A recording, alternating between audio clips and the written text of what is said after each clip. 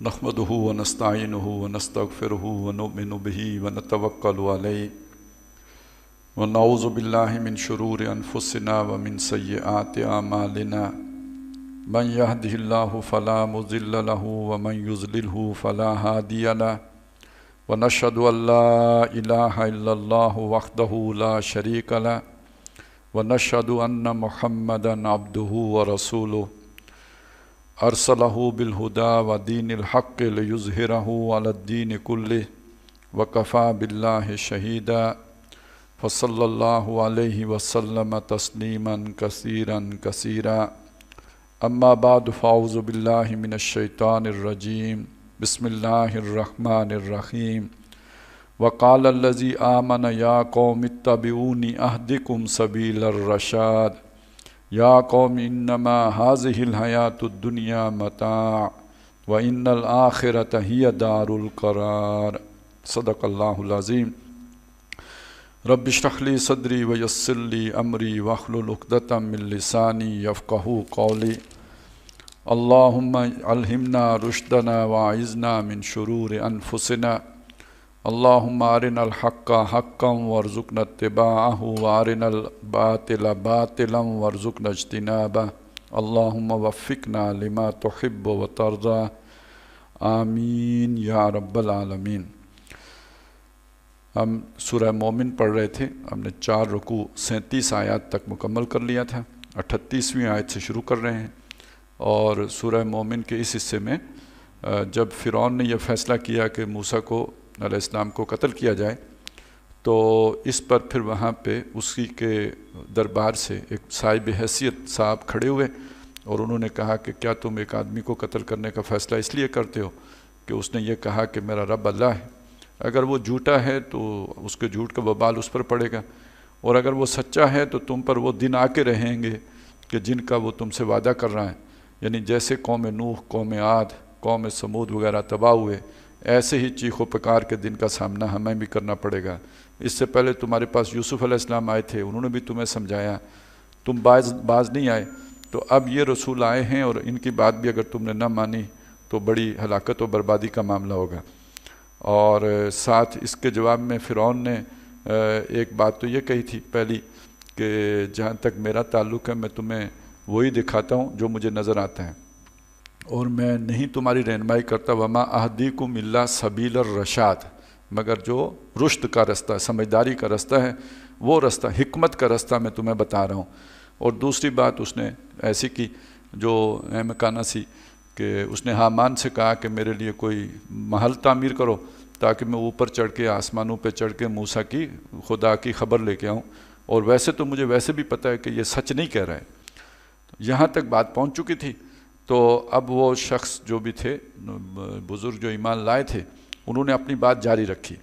फरमाया वक़ालल्लज़ी आमना, कहा उस शख्स ने जो ईमान ले आया था, या कौमी, ए मेरी कौम, इत्तबिऊनी, मेरी बात मानो, मेरी इत्तिबा करो। अब यानी फ़िरौन जो कहता है जिसके पूछे बगैर ईमान ले आए, तो उसने कहा मैं तुम्हारी टांग बाजू काट दूंगा, मेरे पूछे बगैर तुम ईमान ले आओ। उसके दरबार में एक बंदा खड़ा होकर कह रहा है कि इसकी ना मानो, मेरी इत्तिबा करो। इत्तबिऊनी अहदिकुम सबीलर रशाद, मैं तुम्हें समझदारी का रास्ता बताऊंगा। वो जो फ़िरौन कह रहा है वो समझदारी का रास्ता नहीं है। समझदारी का रास्ता ये है कि अल्लाह के रसूल की बात को मान लो। या कौम इन्नमा हाज़िहिल हयातुद दुनिया मता, नुक्ता नज़र ठीक करो पहले अपना। ये जो दुनिया की ज़िंदगी है ये यहाँ का बरतना है, कुछ दिन इस्तेमाल करके छोड़ जाना है। व इन्नल आखिरत हिय दारुल करार, और जो आखिरत का घर है, असल ठहरने का, करार पकड़ने का, मुस्तकिल रहाइश की जगह वो है। मन अमिला सय्यतन फला युज्ज़ा इल्ला मिस्लहा, जो कोई किसी बुराई का इर्तिकाब करेगा उसे बदला नहीं दिया जाएगा मगर उस बुराई के बराबर। वमन अमिला सालिहम मिन ज़करिन व उन्सा व हुवा मोमिनुन, और जो नेक अमल करेगा खा मर्द हो या औरत हो, शर्त यह है कि मोमिन हो। फ़उलाइका यदखुलूनल जन्नत युरज़क़ून फ़ीहा बिग़ैरि हिसाब, तो वो दाखिल होंगे जन्नत में और वहाँ उन्हें रिज़्क़ दिया जाएगा बग़ैर हिसाब के। व या कौमी, और ए मेरी कौम, माली अदऊकुम इलन नजात व तदऊननी इलन नार, क्या मसला है, मैं तुम्हें बुला रहा हूँ निजात की तरफ, तुम्हें खलासी की तरफ और अज़ाब से छुटकारे की तरफ, और तुम मुझे बुला रहे हो, दावत दे रहे हो आग की तरफ। तदऊननी लिअकफुर बिल्लाह, तुम मुझे दावत देते हो कि मैं अल्लाह का इनकार करूँ, मुनकर हो जाऊँ, व उशरिक बिही मा लैसा ली बिही इल्म, और उसके साथ शरीक ठहराऊँ उसको कि जिसके लिए मेरे पास कोई इल्म नहीं है, व अना अदऊकुम इलल अज़ीज़िल गफ़ार, जबकि मैं तुम्हें दावत दे रहा हूँ एक ज़बरदस्त और बख्शने वाले की तरफ। ला जरमा अन्नमा तदऊननी इलैहि लैसा लहू दावतुन फिद दुनिया, इसमें कोई शक नहीं है, साफ बात है, ज़ाहिर बात है कि जिसकी तरफ तुम मुझे बुला रहे हो उसकी दुनिया में भी कोई दावत नहीं है। मतलब ये कि उसकी कोई बुनियाद नहीं है, उसकी कोई जड़ नहीं है, उसके लिए कोई दलील नहीं है, उसका कोई वो हक बात नहीं है, बातिल बात है। वला फिल आखिरा, और न ही आखिरत में उसके लिए कोई दलील है। व अन्न मरद्दना इल्लल्लाह, और ये कि हमारा फिर कर जाना है अल्लाह की तरफ। व अन्नल मुसरिफीन हुम अस्हाबुन नार, और जो ज़्यादती करने वाले, हद से निकलने वाले लोग होंगे वही दोज़ख वाले होंगे। फ़सतज़कुरून मा अक़ूलु लकुम, तो तुम याद करोगे जो कुछ मैंने तुमसे कहा, जो मैं तुमसे कहता हूँ। फ़सतज़कुरून मा अक़ूलु लकुम, तुम याद करोगे जो कुछ मैं तुमसे कहता था।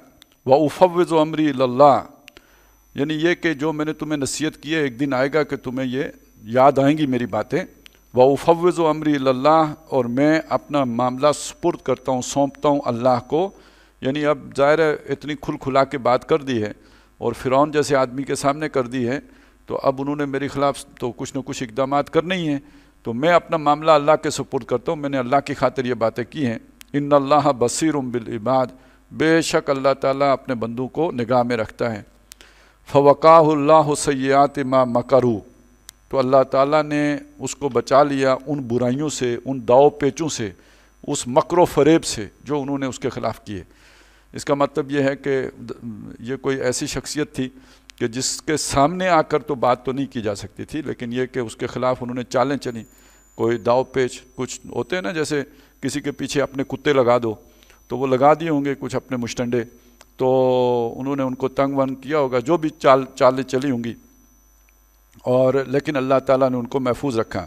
वह हाका बे आले फ़िरौन सूल अज़ाब, और आले फ़िरौन को बुरे अज़ाब ने, वो उसकी गिरफ्त में आ गए, उसने घेर लिया उनको।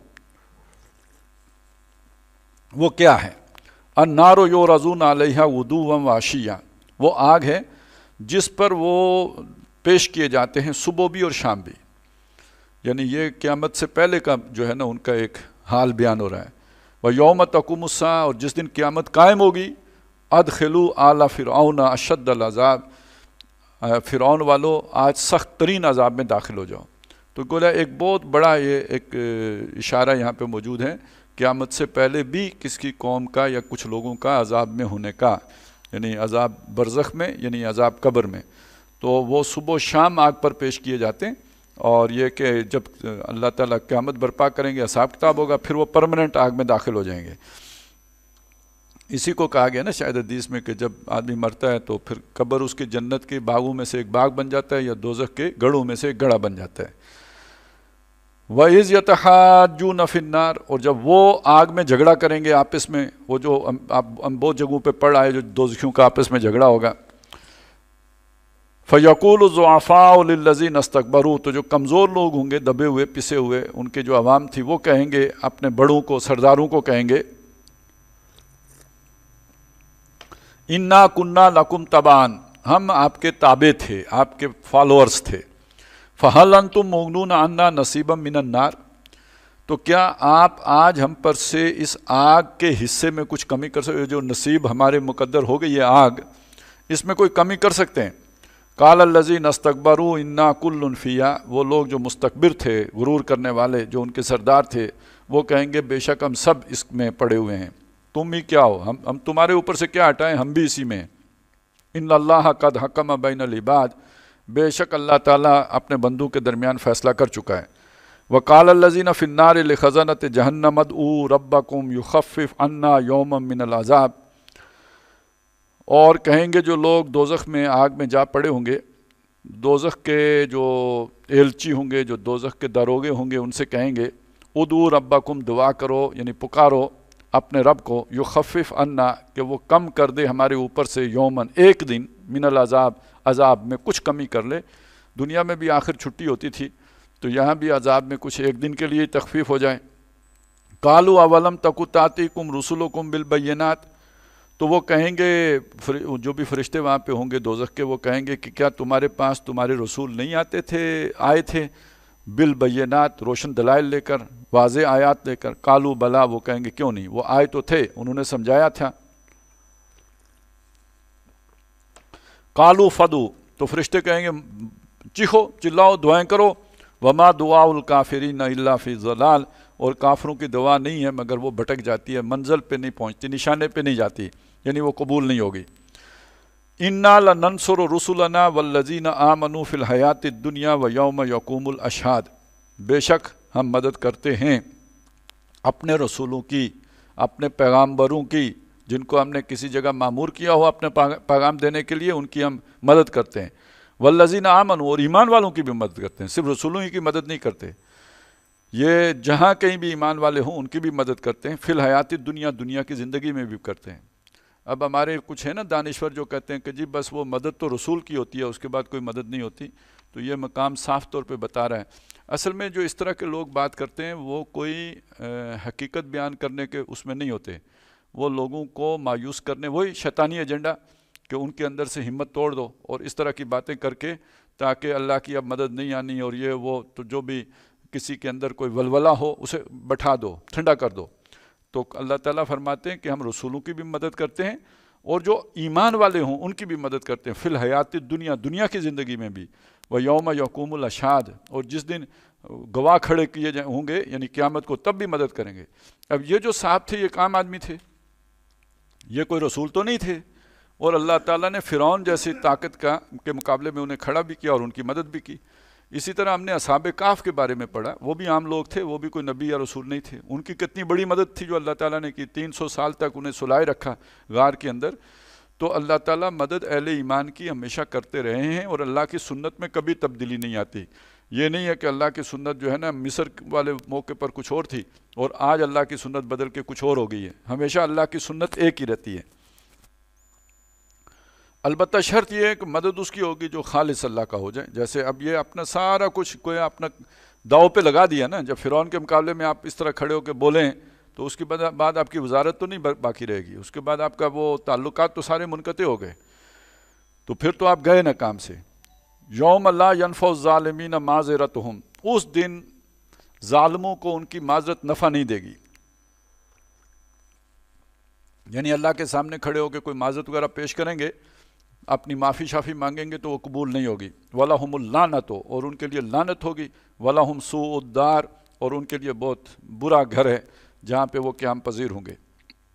وَلَقَدْ آتَيْنَا مُوسَى الْهُدَىٰ وَأَوْرَثْنَا بَنِي إِسْرَائِيلَ الْكِتَابَ، ہم نے موسیٰ کو ہدایت دی اور ان کو ہم نے وارث بنایا بنی اسرائیل کو کتاب کا۔ ہدی و ذکریٰ لِأُولِي الْأَلْبَابِ، وہ کتاب ہدایت بھی تھی اور یاد دہانی بھی تھی عقل مندوں کے لیے، اولو الالباب کے لیے۔ فاصبر ان وعد اللہ حق، تو اے نبی آپ صبر کیجئے، بے شک اللہ کا وعدہ سچا ہے۔ یعنی یہ سارے واقعات سنانے کا جو مقصد ہے وہ یہ ہے کہ اللہ تعالیٰ مدد کرتا ہے اپنے رسولوں کو، اپنے ایمان والے بندوں کو تنہا نہیں چھوڑتا، وہ ان کا ساتھ دیتا ہے۔ تو اب یہ ساری بات سنا کے حضور صلی اللہ علیہ وسلم سے یہ بات کہی گئی کہ یہاں یہ لوگ آپ کا انکار کر رہے ہیں، آپ کی بات نہیں مان رہے ہیں، آپ صبر کیجئے، بے شک اللہ کا وعدہ سچا ہے، اللہ کی مدد آپ کے ساتھ آئے گی۔ لیکن ابھی اللہ کی حکمت نہیں ہے کہ فوری طور پر آئے۔ ان وعد اللہ حق واستغفر لذنبک، اور اپنی کوئی تقصیر ہے تو اس کے لیے استغفار کیجئے، وسبح بحمد ربک، اور اپنے رب کی تسبیح کیجئے اس کے حمد کے ساتھ، بالعشی والابکار، صبح و شام۔ ان الذین یجادلون فی آیات اللہ بغیر سلطان اتاہم، بے شک وہ لوگ کہ جو اللہ کی آیات میں جھگڑتے ہیں، بحث کرتے ہیں، مین میخ نکالتے ہیں، اس کے اندر جو ہے وہ کجی تلاش کرتے ہیں، بغیر کسی سند کے، بغیر کسی دلیل کے جو ان کے پاس ہو۔ ان فی صدورہم الا کبر، نہیں ہے ان کے دلوں میں مگر ایک کبر ہے، تکبر ہے۔ اور یہ چیز جو ہے وہ آپ ایسے اہل علم میں بھی دیکھیں گے کہ جو باقیوں کو بڑا حقیر دیکھیں گے، اور سب سے بڑی دلیل ان کے پاس یہ ہوتی ہے کہ میں نے اتنی عربی پڑھی ہے، میرے پاس اتنی ڈگریاں ہیں، امریکہ کی 2 ہیں، برطانیہ کی 4 ہیں، تو میں جو جانتا ہوں وہ تم نہیں جانتے۔ جیسے ابھی بھی کہیں جتنا مغرب کو میں جانتا ہوں تم نہیں جانتے، تو اس طرح کے یہ کوئی ایک نمونہ ہی نہیں ہوتا، کئی نمونے اس طرح کے ہوتے ہیں۔ اصل مسئلہ کیا ہوتا ہے؟ وہ اپنی علم کی دھونس یا اپنے مقام مرتبے کی دھونس کہ جو میں جانتا ہوں وہ تم نہیں جانتے، لہٰذا تم میری مان لو صرف اس وجہ سے کہ جو میں جانتا ہوں وہ تم نہیں جانتے، دلیل ان کے پاس کوئی نہیں ہوتی۔ ما ہم ببالغی، ان کے اندر اپنے بڑائی کا اتنا بڑا وہ ہوتا ہے خیال، خود پسندی، کہ وہاں تک پہنچ نہیں سکتے، جتنا بڑا اپنے آپ کو سمجھتے ہیں اتنے ہوتے نہیں، تو وہاں تک انہوں نے پہنچنا نہیں ہوتا۔ فاستعذ باللہ، تو اللہ کی پناہ طلب کیجئے، انہ هو السمیع البصیر، بے شک وہی سنتا دیکھتا ہے۔ لخلق السماوات والارض اکبر من خلق الناس ولکن اکثر الناس لا یعلمون، بے شک آسمانوں کا اور زمین کا بنانا انسانوں کے بنانے سے بڑا ہے، مشکل ہے، زیادہ بڑا پروجیکٹ ہے، لیکن لوگوں کی اکثریت نہیں جانتی۔ مطلب کیا کہ جو لوگ یہ اشکال پیدا کرتے ہیں کہ اللہ تعالیٰ دوبارہ کیسے پیدا کرے گا، تو وہ اگر سوچیں تو جس اللہ نے آسمان اور زمین بنائے تو وہ اس سے بڑا کام نہیں ہے، تو وہ اگر اس نے کر لیے تو یہ چھوٹا سا کام کرنے میں اسے کیا رکاوٹ پیش آئے گی۔ وما یستوی الاعمی والبصیر، اور برابر نہیں ہوتے اندھا اور دیکھنے والا، آنکھوں والا۔ والذین آمنوا وعملوا الصالحات ولا المسیء، اور جو نیک کام کرنے والے ہیں، اعمال صالحہ کرنے والے، اور جو بدکار ہیں، یہ برابر نہیں ہوتے۔ قلیلا ما تتذکرون، بہت تھوڑا ہے جو تم سوچتے ہو۔ مطلب یہ کہ اگر برابر نہیں ہوتے تو دنیا میں تو نیکی کا الٹا نقصان ہوتا ہے، یہاں سچ بولنے کا دنیا میں تو فائدہ آپ کو نہیں، الٹا آپ کو کوئی رکاوٹ، جو جھوٹا ہے اس کے لیے تو یہاں پہ مواقع ہوتے ہیں آگے بڑھنے کے ہوتے ہیں، جو چاپلوسیاں کر لیتا ہے، خوش آمدیں کر لیتا ہے، تو دنیا میں تو الٹا حساب ہے۔ تو تم اگر سوچو تو خود تمہاری اندر سے گواہی آئے گی کہ کوئی دن تو ہونا چاہیے کہ برے اعمال کرنے والے کا بدلہ برا ہو اور اچھے اعمال کرنے والے کا بدلہ اچھا ہو۔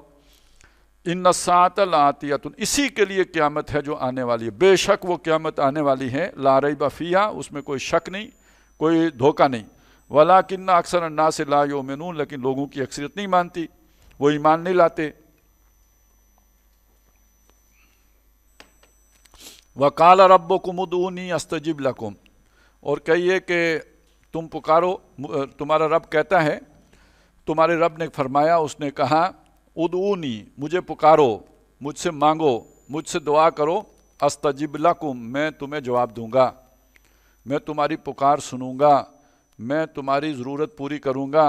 ان الذین یستکبرون عن عبادتی، بے شک وہ لوگ کہ جو میری بندگی سے، میری عبادت سے تکبر کرتے ہیں، استکبار کرتے ہیں، اور یہاں عبادت سے مراد کیا ہے؟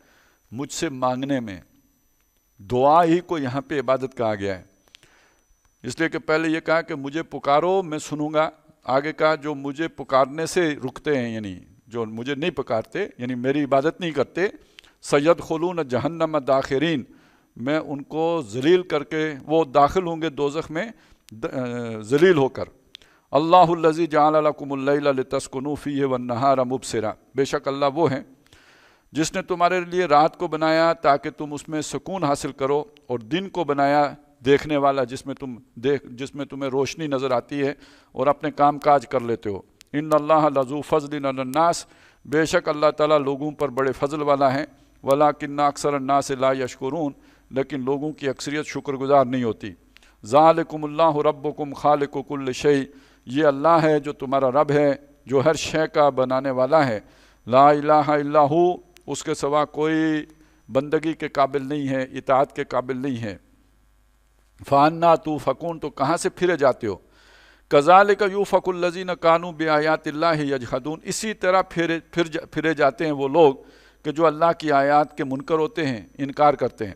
اللہ الذی جعل لکم الارض قرارا، اللہ وہ ہے جس نے تمہارے لیے زمین کو ٹھہرنے کی جگہ بنایا، قرار کا باعث بنایا، والسماء بناء، آسمان کو اس نے چھت بنایا، وصورکم فاحسن صورکم، اور اس نے تمہاری نقشہ کشی کی تو کیا خوب تمہارے نقوش بنائے، ورزقکم من الطیبات، اور تمہیں پاکیزہ چیزوں سے رزق دیا۔ ذالکم اللہ ربکم، یہ اللہ ہے جو تمہارا رب ہے، فتبارک اللہ رب العالمین، تو بڑی برکت والے اللہ جو سارے جہانوں کا رب ہے۔ هو الحی لا الہ الا ہو، وہ وہی زندہ رہنے والا ہے اور نہیں ہے اس کے سوا کوئی الہ۔ فدعوہ مخلصین لہ الدین، یہ پھر آگے ہے، دیکھیے، اسی کو پکارو، اسی کو دعوت، اسی کی طرف جو ہے دعا کرو، اپنی اطاعت کو اس کے لیے خاص کرتے ہوئے۔ تو وہ جو اس سورہ مبارکہ میں دو رنگ ہیں، ایک ہے دعوت کا اور ایک ہے دعا کا، اور دونوں توحید کے تقاضے ہیں۔ توحید کا تقاضا اول اللہ کی بندگی کی جائے، اور اس بندگی کی جو کامل صورت ہے اور جو اس کا یوں سمجھیے کہ جو اس کا جوہر ہے وہ ہے اللہ سے مانگنا، اللہ کے سے مانگنے میں کوئی رکاوٹ کا نہ ہونا اور اس میں کوئی ہچکچاہٹ نہ ہونا۔ یہ نہ سمجھنا کہ میری اللہ کیوں سنے گا، یہ سمجھنے کا مطلب ہے آپ نے بندگی میں کہیں ڈنڈی ماری ہوئی ہے اگر کوئی خیال ایسا آتا ہے تو۔ اور دوسرا اس توحید کا، اس کی غیرت کا تقاضا یہ ہے کہ جس کو آپ نے حق مانا ہے اور سچ جانا ہے اس کے داعی بن کے کھڑے ہو جائیں، اس کے دعوت دینے والے بنیں، حق کو ظاہر کریں، حق کو چھپا کے نہ بیٹھیں۔ جیسے کہ وہ بندہ فرعون، آل فرعون جو کھڑا ہوا تھا اور جس نے اس چیز کی کوئی پرواہ نہیں کی یہ کہ حق کہنے کے نتیجے میں اس کا کتنا بڑا نقصان ہوگا، اگر نقصان ہوتا ہے تو ہو، تعلقات ختم ہوتے ہیں تو ہو جائیں، دوستیاں رک جاتی ہیں، مٹ جاتی ہیں، ہو جائیں، بعد میں جنازہ چھوٹا ہو پڑھنے کے لیے کم لوگ آئیں۔ ایک تو ہمیں یہ بھی ہوتا ہے نا میرا جنازہ بھی بڑا ہو، بھائی تو نے کون سا اٹھ کے جنازہ دیکھ لینا ہے چھوٹا ہوگا کہ بڑا ہوگا، اور اس سے کون سی تمہاری بخشش اس پر ڈیپینڈ کرتی ہے کہ جنازے میں کتنے لوگ تھے۔ تو اس بات کی پرواہ نہ کرو کہ کوئی جنازہ پڑھے گا بھی نہیں پڑھے گا۔ آپ کا اگر جنازہ کسی نے نہ پڑھا، آپ کی تجہیز و تکفین نہ ہوئی، تو اللہ آپ سے یہ تو نہیں پوچھے گا کہ تو دفن کیوں نہیں ہوا تھا، یہ تو اللہ ان سے پوچھے گا کہ جن پر وہ فرض کفایہ تھا کہ وہ اس کی تدفین کریں۔ فرض کفایہ کا جنازے کا یہ مطلب تو نہیں کہ صرف نماز پڑھ کے کھسک جائیں، وہ سارے کام کرنا ان کی ذمہ داری ہے، تب وہ ان کا فرض کفایہ پورا ہوگا۔ تو میرا جنازہ کوئی نہ پڑھے تو اس سے مجھے کیا فرق پڑے گا، یہ میرے حساب میں تو نہیں لکھا جائے گا کہ میرا جنازہ پڑھا گیا یا نہیں پڑھا گیا۔ تو ان چکروں میں نہ پڑھو کہ کوئی جنازہ پڑھے گا یا نہیں پڑھے گا، ان چکروں میں نہ پڑھو کہ کسی سے تعلق رہے گا یا نہیں رہے گا، ان چکروں میں نہ پڑھو کہ اس کے بعد زندہ رہوں گا یا نہیں رہوں گا۔ توحید کا ایک تقاضا یہ بھی ہے کہ اللہ کے لیے کھڑے ہو جاؤ، کونوا للہ، کونوا قوامین بالقسط شہداء للہ، اللہ کے لیے کھڑے ہو جاؤ، اللہ کے گواہ بن کے کھڑے ہو جاؤ، یہ تمہاری ذمہ داری ہے، اس توحید کا لازمی تقاضا ہے۔ تو وہ بندہ عالم فرعون نے وہ کر کے دکھایا کہ یوں کر کے بات کرنی ہوتی ہے بادشاہ کے سامنے، اور بے شک اس کے بعد عہدہ نہ رہے، سازشیں ہوں، اللہ مدد فرمائے گا، اللہ ساتھ دے گا۔ اور دوسرا یہ کہ پھر مانگو جو بھی مشکلات ہیں، یہ کر کے اس کے بعد اللہ سے مانگو گے تو اللہ کیوں نہیں عطا کرے گا؟ آپ نے اپنا سب کچھ جھونک دیا اللہ کی خاطر، اب اللہ سے مانگو تو اللہ عطا بھی کرے گا۔ الحمدللہ رب العالمین، سب خوبیاں سب تعریفیں اللہ کے لیے جو سارے جہانوں کا رب ہے۔ قل انی نہیت ان اعبد الذین تدعون من دون اللہ، اے نبی فرما دیجئے مجھے روک دیا گیا ہے، مجھے منع کر دیا گیا ہے کہ میں ان ہستیوں کی عبادت کروں، عابدو۔ اب یہاں آگے اس کی وضاحت آگے، جن کو تم پکارتے ہو، جن سے تم امیدیں رکھتے ہو، جن پر تمہارا توکل ہے، مجھے ان کی عبادت سے روک دیا گیا ہے۔ لما جانی البینات من ربی، جبکہ میرے پاس میرے رب کی طرف سے واضح یہ کھلی نشانیاں بینات آ چکی ہیں۔ وَأُمِرْتُ أَنْ أُسْلِمَ لِرَبِّ الْعَالَمِينَ، اور مجھے حکم دیا گیا ہے کہ سارے جہانوں کے رب کا فرما بردار ہو جاؤں، اس کے احکامات کے تابع ہو جاؤں۔ وہ اسلام اور فرما برداری اصل میں یہی ہے کہ انسان اپنی پوری زندگی میں اللہ کے احکام کا تابع ہو جائے۔ یہ صرف کوئی پارٹ ٹائم بزنس نہیں ہے، یہ دو رنگی کا معاملہ نہیں ہے، یک رنگی کی بات ہے۔ هو الذی خلقکم من تراب ثم من نطفۃ ثم من علقۃ ثم یخرجکم طفلا، وہی ہے جس نے تمہیں مٹی سے بنانا شروع کیا، پھر اس مٹی کا اس نے نطفہ بنایا، پھر اس سے اس نے علقہ بنایا، پھر علاقے سے اگلا تمہیں بچے کی صورت میں نکالا، یخرجکم طفلا، تمہیں نکال کھڑا کیا ایک بچے کی صورت میں۔ بات یہاں بھی نہیں رکی، ثم لتبلغوا اشدکم، پھر اس تاکہ تم پہنچ جاؤ اپنی شدت کو، اس نے تمہیں فیسیلیٹیٹ کیا تاکہ تم وہاں تک پہنچ جاؤ، آکسیجن دی، ہوا، پانی، ساری ضرورتیں تمہاری پوری کی۔ ثم لتکونوا شیوخا، اور پھر تاکہ تم ہو جاؤ بوڑھے۔ ومنکم من یتوفی من قبل، اور تم میں وہ بھی ہیں جو کوئی مر جاتا ہے اس سے پہلے اس کو وفات دے دی جاتی ہے، یعنی بوڑھا ہونے سے پہلے یا جوانی کو پہنچنے سے پہلے بچپن میں ہی مر جاتا ہے۔ وَلِتَبْلُغُوا أَجَلًا مُّسَمًّى، اور اس طرح تاکہ تم پہنچو اپنے وقت مقرر پر، جو اجل تمہاری طے ہے یعنی موت والی اجل، اس تک تم چلتے رہو۔ یہ ساری فیسیلیٹیشن اللہ کی طرف سے ہے وہاں پہنچانے کے لیے۔ وَلَعَلَّكُمْ تَعْقِلُونَ، تاکہ تم سوچو، جب تمہاری یہ سماعت بصارت کام کرنے لگیں اور پھر اس کے بعد عقل کی صلاحیتیں جب تمہاری روبہ عمل آئیں تو پھر یہ سارا کچھ دیکھ کے تم سمجھو کہ یہ سب عنایات، یہ سب مہربانیاں، یہ سب جو ہے نعمتیں کس ہستی کی طرف سے مجھ پر ہو رہی ہیں، اسے پہچانو اور پھر اس کے شکر گزار بنو۔ هو الذی یحیی و یمیت، وہی زندہ رکھتا ہے اور وہی مارتا ہے، یعنی یہ جو تم زندہ رہے ہو یہ عناصر کی وجہ سے زندگی نہیں ہے، یہ اللہ کے زندگی دینے سے زندگی ہے اور زندہ رکھنے سے زندہ رہے ہو، اور مرنا بھی خود بخود نہیں ہوتا، یہ عناصر کا بھرم ہونے سے نہیں مر جاتے، بلکہ یہ کہ اللہ کے مارے کوئی مرتا ہے، وَيُمِيتُ تو وہ مارتا ہے۔ وَإِذَا قَضَىٰ أَمْرًا، اور جب وہ کسی چیز کا فیصلہ کرتا ہے، فَإِنَّمَا يَقُولُ لَهُ كُن فَيَكُونُ، تو اسے کہتا ہے ہو جا تو وہ ہو جاتی ہے۔ یہ اتنے بڑے بڑے اس نے منصوبے چلائے ہوئے ہیں اور یہ سارے اس کے لیے کوئی تردد کا باعث نہیں ہے۔ أَلَمْ تَرَ إِلَى الَّذِينَ يُجَادِلُونَ فِي آيَاتِ اللَّهِ أَنَّىٰ يُصْرَفُونَ، تم دیکھو تو صحیح، کیا تو نے نہیں دیکھا ان لوگوں کو کہ جو اللہ کی آیات کے بارے میں جھگڑتے ہیں، یعنی اس میں بحث مباحثہ کرتے ہیں، یا یہ کہ اس کے طرح طرح کے معنی نکالتے ہیں، تعبیرات نئی سے نئی لے کے آتے ہیں، یہ کہاں سے پھیرے جاتے ہیں، یعنی سیدھی بات کو سمجھنے کے بجائے اس کے ٹیڑھے معنوں میں جا کے گھستے ہیں۔ الذین کذبوا بالکتاب، وہ لوگ جنہوں نے اللہ کی کتاب کو جھٹلایا۔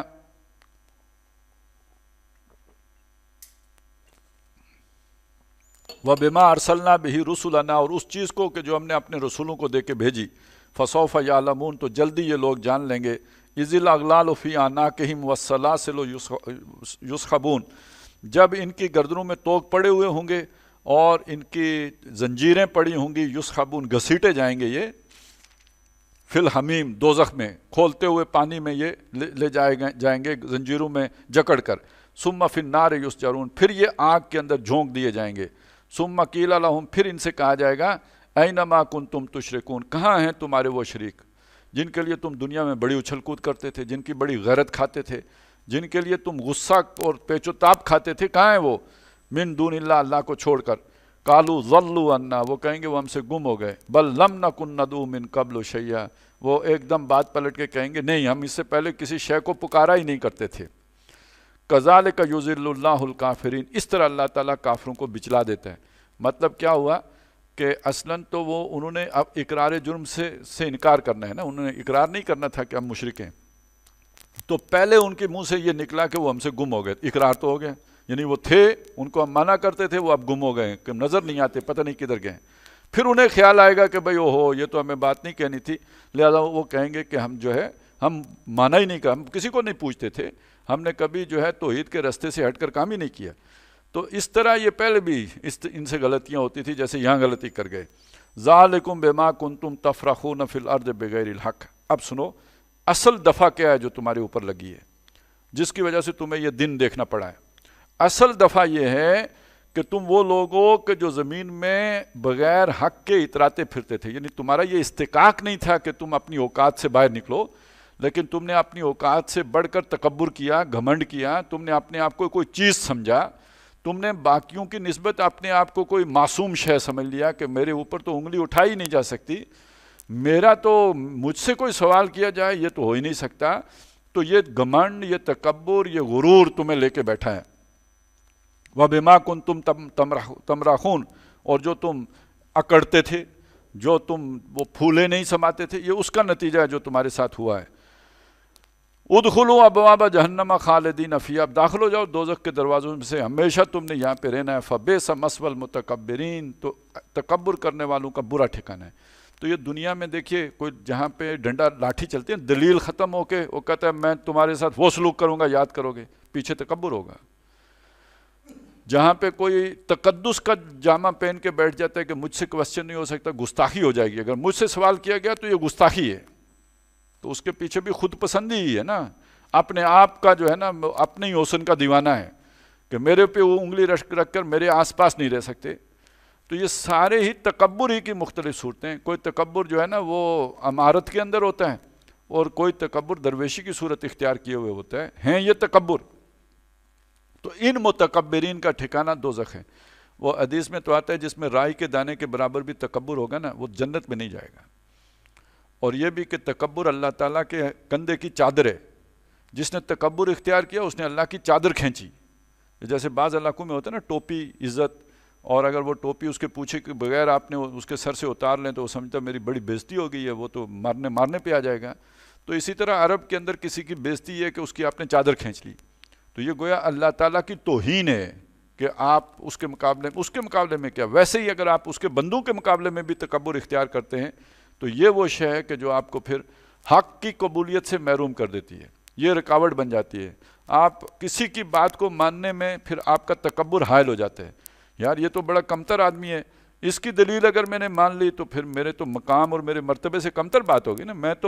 میں جتنا دنیا کو جانتا ہوں، میں جتنا مغرب کو جانتا ہوں، میں جتنا دین کو جانتا ہوں، میں جتنا علم جانتا ہوں، اس کے مقابلے میں تو یہ کوئی شے نہیں، تو اس کی بات میں کیوں مان لوں؟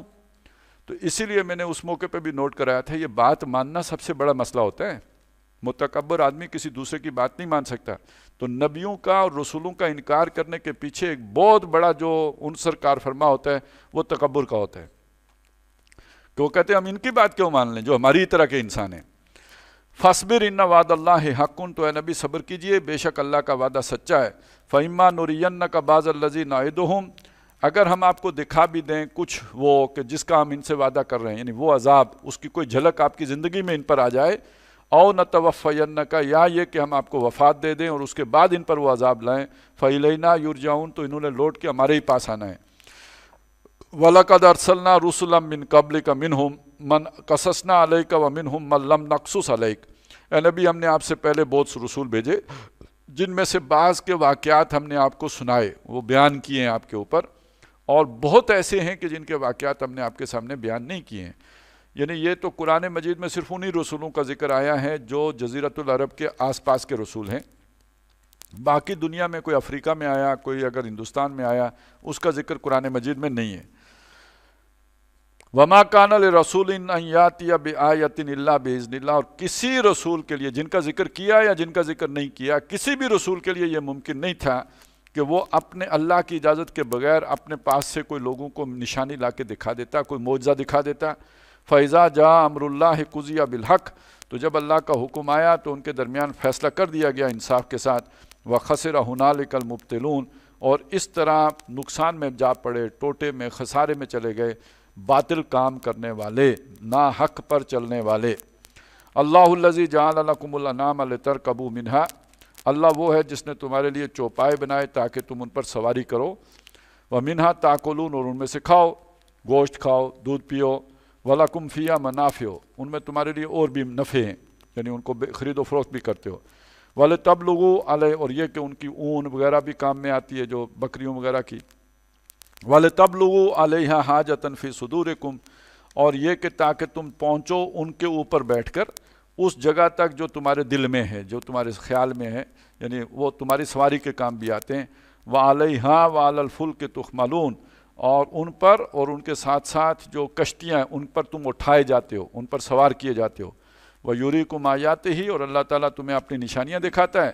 فَأَيَّ آيَاتِ اللَّهِ تُنْكِرُونَ، تو تم اللہ کی کون کون سی نشانیوں، جو اس کی نشانیاں ہیں یا ان کی نعمتیں ہیں، ان کا انکار کرو گے اور ناقدری کرو گے۔ أَفَلَمْ يَسِيرُوا فِي الْأَرْضِ، کیا یہ زمین میں سیر نہیں کرتے، چلتے پھرتے نہیں ہیں، آتے جاتے نہیں ہیں۔ فَيَنْظُرُوا، تاکہ یہ دیکھیں، كَيْفَ كَانَ عَاقِبَةُ الَّذِينَ مِنْ قَبْلِهِمْ، کیا انجام ہوا ان لوگوں کا جو ان سے پہلے گزرے ہیں، یعنی جنہوں نے اللہ کے نبیوں کی باتوں کو نہیں مانا تو پھر اللہ تعالیٰ نے انہیں کس عذاب سے دوچار کیا۔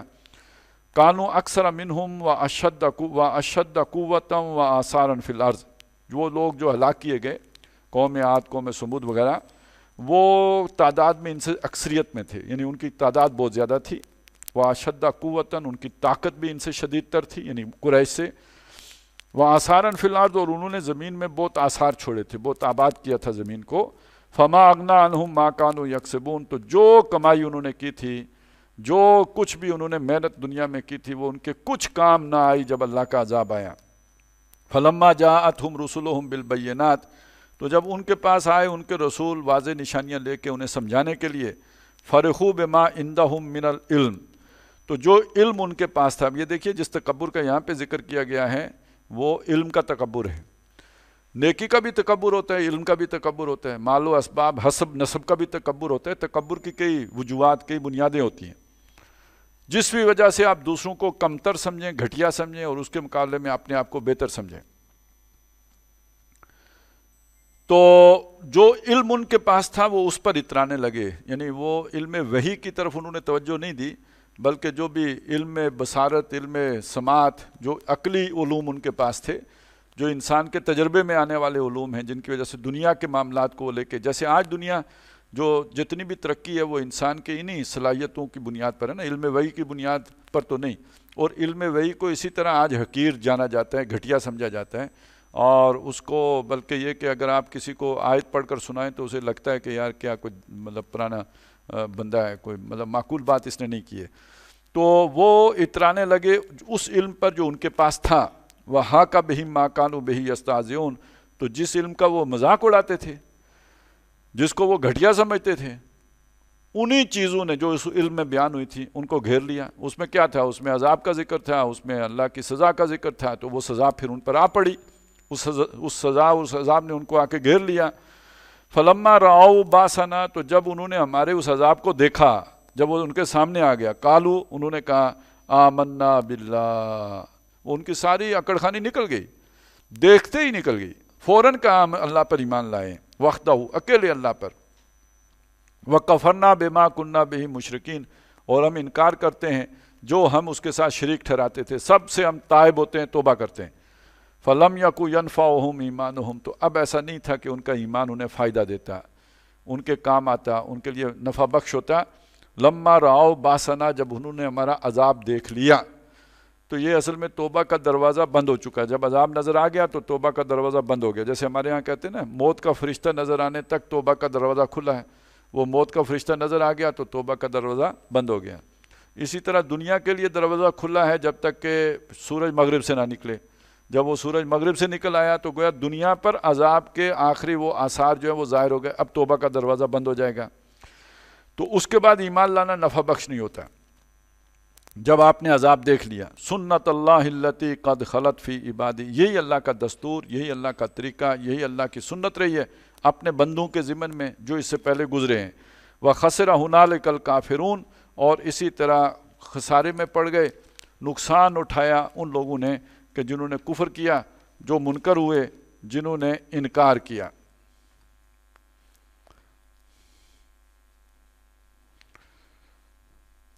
بسم اللہ الرحمن الرحیم، حام میم تنزیل من الرحمن الرحیم۔ خام میم اتارا، تنزیل من الرحمن الرحیم، اتارنا ہے، اتارا ہوا ہے یہ قرآن مجید الرحمن الرحیم کی طرف سے۔ اب یہ جو سورہ مبارکہ ہے، سورہ خام میم السجدہ، اس کا ایک نام سورہ فصلت بھی ہے۔ تو جو عربی قرآن ہوں گے تو جو سعودی عرب سے چھپ کے آتے ہیں تو عام طور پر اس پہ اس کا وہی نام لکھا ہوتا ہے۔ تو اس کا جو مرکزی مضمون ہے وہ ہے دعوت، توحید کا تقاضے کے طور پر دوسروں کو دعوت دینا۔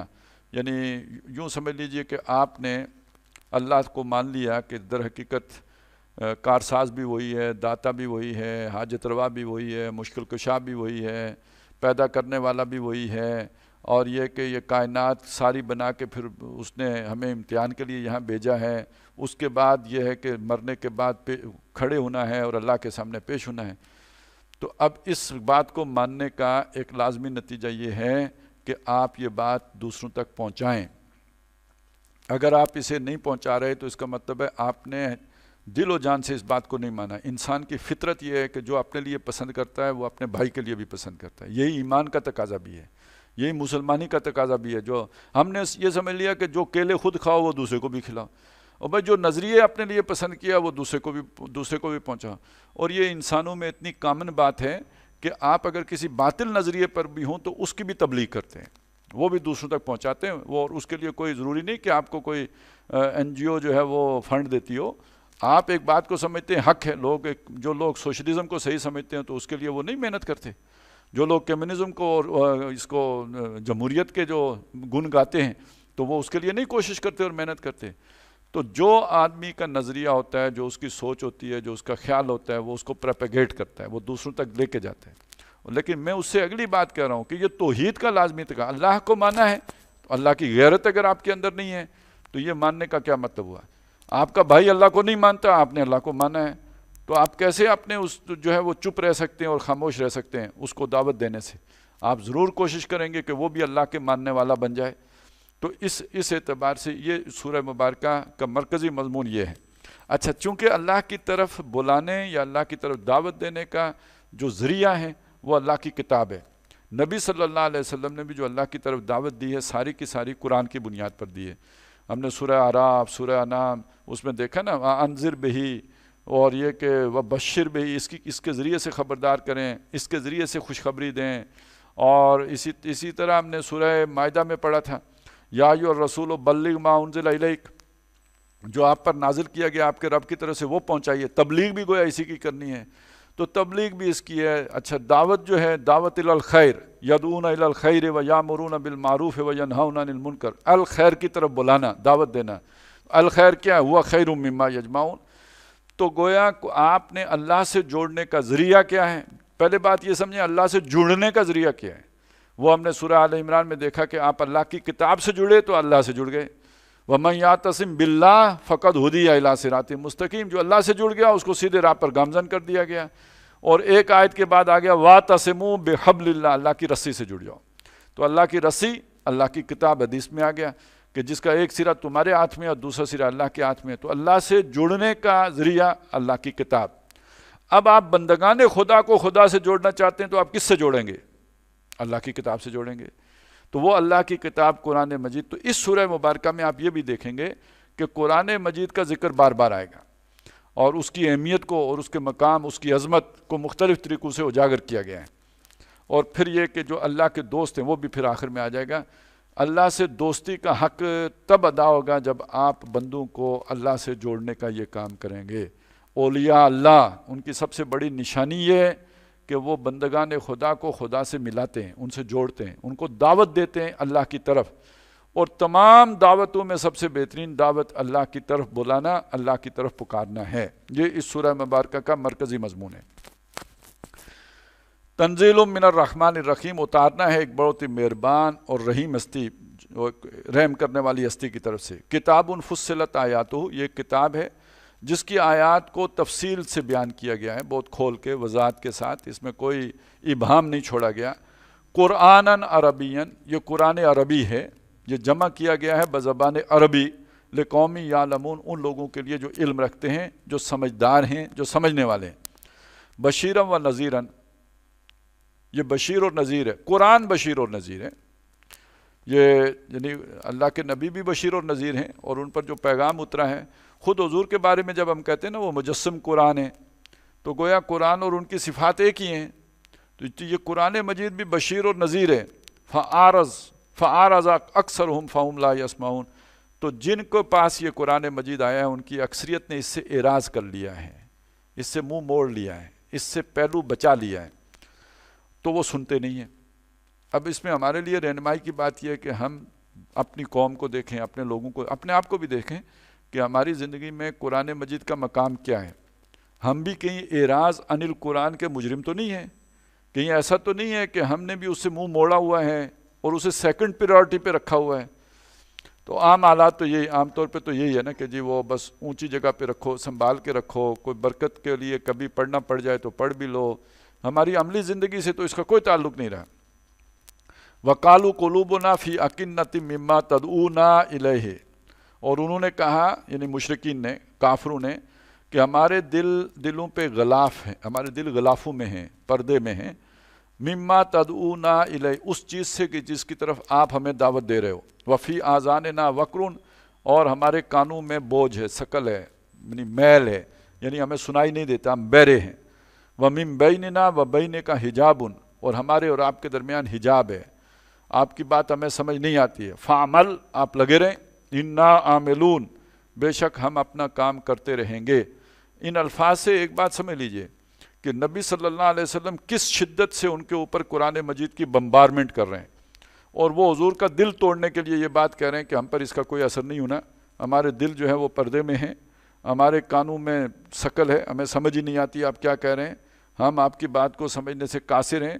وہ جو جس طرح شعیب علیہ السلام کو کہا گیا تھا ما نفقہ کثیرا مما تقول، جو باتیں آپ کرتے ہیں ہمیں سمجھ نہیں آتی، یا جیسے یہودیوں نے کہا تھا قلوبنا غلف، ہمارے دلوں کے اوپر پردہ چڑھ گیا ہے، آپ کی باتیں ہم پر اثر انداز نہیں ہوتی.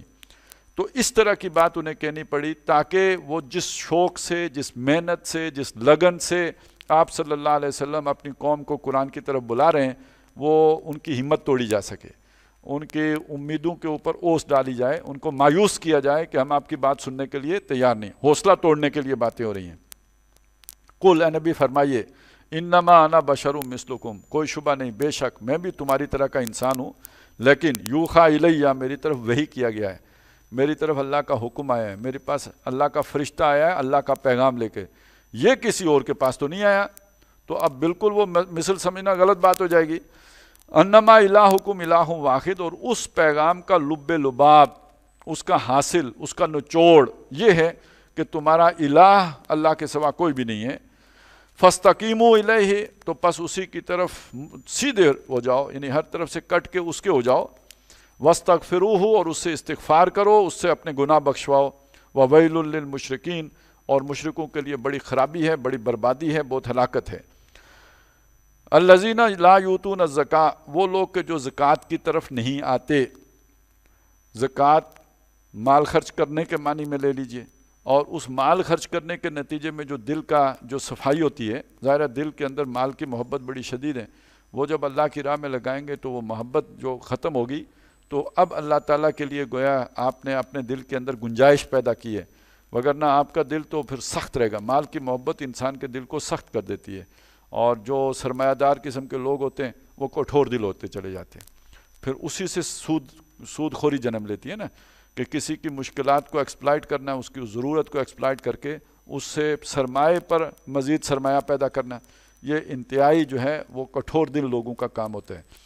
تو اپنے دلوں کے اندر نرمی پیدا کرنے کے لیے صدقہ، خیرات، اپنے مالوں کو اللہ کی راہ میں خرچ کرنا، قربانی دینا، یہ تزکیے کی طرف آنے کے لیے بنیادی یوں سمجھے کام ہے. وَهُمْ بِالْآخِرَةِ هُمْ كَافِرُونَ، اور وہ آخرت کے وہ انکاری ہیں. ان الذین آمنوا وعملوا الصالحات، بے شک جو لوگ ایمان لائے، جنہوں نے نیک اعمال کیے، لہم اجر غیر ممنون، ان کے لیے وہ ثواب ہے جس میں کوئی وقفہ نہیں، کوئی ٹوٹا نہیں، اور کوئی وہ یعنی اس میں کوئی رکاوٹ نہیں آئے گی، رکے گا نہیں، مسلسل اور تسلسل سے ہوگا. قل انکم لتکفرون بالذی خلق الارض فی یومین، اے نبی ان سے کہیے کہ کیا تم اس ہستی کا انکار کرتے ہو جس نے زمین کو بنایا 2 دنوں میں. یہاں پہ وہ 6 دنوں کا بریک اپ دیا گیا ہے نا. عام طور پہ آتا ہے اللہ تعالیٰ نے آسمان اور زمین 6 دنوں میں بنائے ہیں، تو اب یہاں پہ ان کو کھولا گیا ہے کہ وہ ان کی ترتیب کیا ہے. تو صرف زمین 2 دنوں میں بنی ہے، جیسے یہاں پہ بتایا خلق الارض فی یومین، اللہ نے زمین کو 2 دنوں میں بنایا. وَتَجْعَلُونَ لَهُ أَنْدَادًا، اور تم اس اللہ کے ضد اور ند اور اس جیسے اور اس یعنی جیسے اس سے محبت کرنی چاہیے ایسے اس کے مقابلوں سے کرتے ہو، جیسے اسے خالق ماننا چاہیے ایسے سمجھو کسی اور نے بھی شاید کچھ کیا ہوا ہے تو اس کے ساتھ اوروں کو برابر کر دیتے ہو. ذالک رب العالمین، یہ سارے جہانوں کا رب ہے. وَجَعَلَ فِيهَا رَوَاسِيَ مِنْ فَوْقِهَا، اور اللہ تعالیٰ نے اس زمین کے اوپر سے باری جو پہاڑ وہ ڈال دیے. وَبَارَكَ فِيهَا، اور اس میں برکتیں رکھ دیں. اب وہ برکتیں جو ہیں وہ جو بھی ہماری ضرورت کی چیزیں ہیں جو زمین کے اندر موجود ہیں، تو یہ ساری برکتیں اللہ نے ہی رکھی ہیں نا زمین کے اوپر. وَبَارَكَ فِيهَا وَقَدَّرَ فِيهَا، اور اس میں اس نے فِيهَا أَقْوَاتَهَا، اس میں اس نے ایک اندازے سے خوراکیں رکھ دیں. اب یہ جو بھی ہوتے ہیں نا، مٹی میں ہم کوئی دانہ بوتے ہیں، پھر وہ نکلتا ہے، پھر اناج بن جاتا ہے، تو یہ ساری طاقت مٹی کے اندر ہی تھی نا، جو وہ خوراک کی صورت اختیار کر گئی. تو یہ مٹی کے اندر یہ خوراک ہم نے رکھی تھی، جو اب یعنی وہ برکتیں اور وہ خوراک، یہ در حقیقت اس کے اندر یہ صلاحیت ہم نے پیدا کر دی. تو اس کے چونکہ اتنے سارے کام تھے تو یہ 2 دنوں میں اللہ تعالیٰ نے کیے. فی 4 ایام، یہ سارے کام جو ہوئے ہیں یہ 4 دنوں میں ہو گئے. یعنی 2 دنوں میں، اب یہ 4 دنوں کا مطلب یہ نہیں ہے 4 جمع 2 6 ہو گئے، مطلب یہ کہ 2 دنوں میں زمین بنائی اور 2 دن مزید لگا کے یہ سارا کام کیا، تو یہ اب پورا پروجیکٹ ہو گیا 4 دنوں کا. سوال للسائلین، سوال کرنے والوں کے لیے برابر. مطلب کیا؟ وہ جتنی قدرتیں اور برکتیں اس کے اندر اور طاقتیں رکھی ہیں، یہ تمام ضرورت مندوں کی ضرورت پوری کرنے کے لیے، انسان، حیوان، چرند پرند، حشرات اللہ، سب کی جو ضرورت تھی، جو ان کا سوال تھا، یعنی کس کو زندہ رہنے کے لیے کیا چاہیے وہ سارا ہم نے اس کے اندر فراہم کر دیا. اس میں 4 دن لگے. ثم استوى الى السماء، پھر وہ آسمان کی طرف متوجہ ہوا. وہی دخان، اور وہ ابھی جو ہے وہ دھوئیں کی صورت میں تھا. فقال لها، تو اس نے اللہ تعالیٰ نے آسمان سے کہا، وللارض، اور زمین دونوں سے کہا، ائتیا، چلے آؤ دونوں، طوعاً خوشی سے، او کرہن، یا کراہت سے، ناپسندیدگی سے، مجبوری سے. قالتا اتینا طائعین، دونوں بولے کہ ہم اپنی رضا سے، اپنی خوشی سے آپ کے حکم فرما برداری میں آتے ہیں. فقضاہن 7 سماوات فی یومین، تو پھر اللہ تعالیٰ نے ان کو 7 آسمانوں میں بدل دیا 2 دنوں میں. اب آپ یوں سمجھیے، اگر یہ بات ہماری سمجھ صحیح ہو کہ یہ پوری کائنات بنانے میں 2 دن لگے اور صرف زمین بنانے میں 4 دن لگے، تو اس سے آپ سوچ لیجئے کہ انسان کے لیے رہائش فراہم کرنے کے لیے کتنا یعنی ایک بڑا پروجیکٹ تھا جو زمین کے اوپر لانچ کیا گیا ہے. تو اب ہم ڈھونڈ رہے ہیں مریخ پہ رہائش مل جائے، اس کے لیے خود کتنے بڑی محنت کرنی پڑے گی. اگر کوئی چھوٹا موٹا بیریا ٹاؤن وہاں پہ بنی جائے تو کتنے کچھ تردد کرنا پڑے گا وہ سارا ماحول بنانے کے لیے، وہاں آکسیجن فراہم کرنے کے لیے، پانی فراہم کرنے کے لیے، اور اس زمین کے اندر کوئی ایسی رویدگی پیدا کرنے، مٹی کے اندر یا جو بھی وہاں پہ مادہ ہے کہ وہ اس سے وہ کوئی خوراک بھی حاصل ہو جائے ہمارے لیے. ظاہر ہے وہ گندم تو نہیں حاصل ہوگی، جو کچھ وہاں کے حالات سے مطابقت رکھتا ہوا نکالیں گے، لیکن اس کے لیے کتنا کچھ کرنا پڑے گا، کتنے مالی وسائل لگانے پڑیں گے اور کھپانے پڑیں گے. ابھی تو وہ تھوڑی بہت آکسیجن انڈیا والوں کو ضرورت پڑی گئی ہے، تو وہ سلنڈروں والی تو کتنی مہنگی ہو گئی ہے. آپ سوچیں اگر ہر سانس کی قیمت دینی پڑ جائے تو ملٹی نیشنل تو ہمیں تو بالکل ہی نہیں، مطلب کیا سے کیا اس کی قیمت لگا دیں گی. تو یہ ساری سہولتیں اصل میں اس طرح سوچیں گے تو اللہ کی احسان کا کچھ سمجھ آئے گی نا، کہ جب یہ ان میں سے کوئی شے انسان کے پاس ہوتا ہے تو اس کی کتنی قیمت وصول کرتا ہے. تو اللہ نے وافر جو سب سے زیادہ ضروری شے تھی آکسیجن، وہ کتنی وافر پیدا کر دی، اس کی سپلائی اتنی کر دی کہ وہ بے قیمت ہو گئی، حالانکہ ڈیمانڈ اس کی سب سے زیادہ تھی. اور جن چیزوں کی ڈیمانڈ بہت تھوڑی تھی اس کی چونکہ سپلائی ذرا کم رکھی تو وہ ان میں سے کچھ اناج وغیرہ انسانوں نے پیدا کر لیے. اب اس کی قیمتیں اب تیاری کیجئے انشاءاللہ. آٹا آپ کے ہاں بھی 100 روپے تک تو جائے گا نا. اب چونکہ اب وہ امریکہ امداد نہیں دیتا، اور جنہوں نے مال بنانے کے لیے جو آئے ہوئے ہیں تو انہوں نے اب پھر آپ کی وہ گنے سے رس نکالنا ہے نا، تو وہ پھر اب جائے گا اوپر آٹا. آٹا تو ہم کہتے ہیں نا، ویسے وہ اس آٹے کو صحیح لوگوں کی زبان میں اٹا کہتے ہیں، ATTA اٹا. یہ تو ہم لوگ ہیں نا جو آٹا کہتے ہیں، تو دونوں تلفظ آنے چاہیے. کبھی آپ کو بڑے لوگوں سے ملاقات ہو تو آٹا نہ کہیے گا، پھر آپ گھٹیا محسوس ہو. اٹا.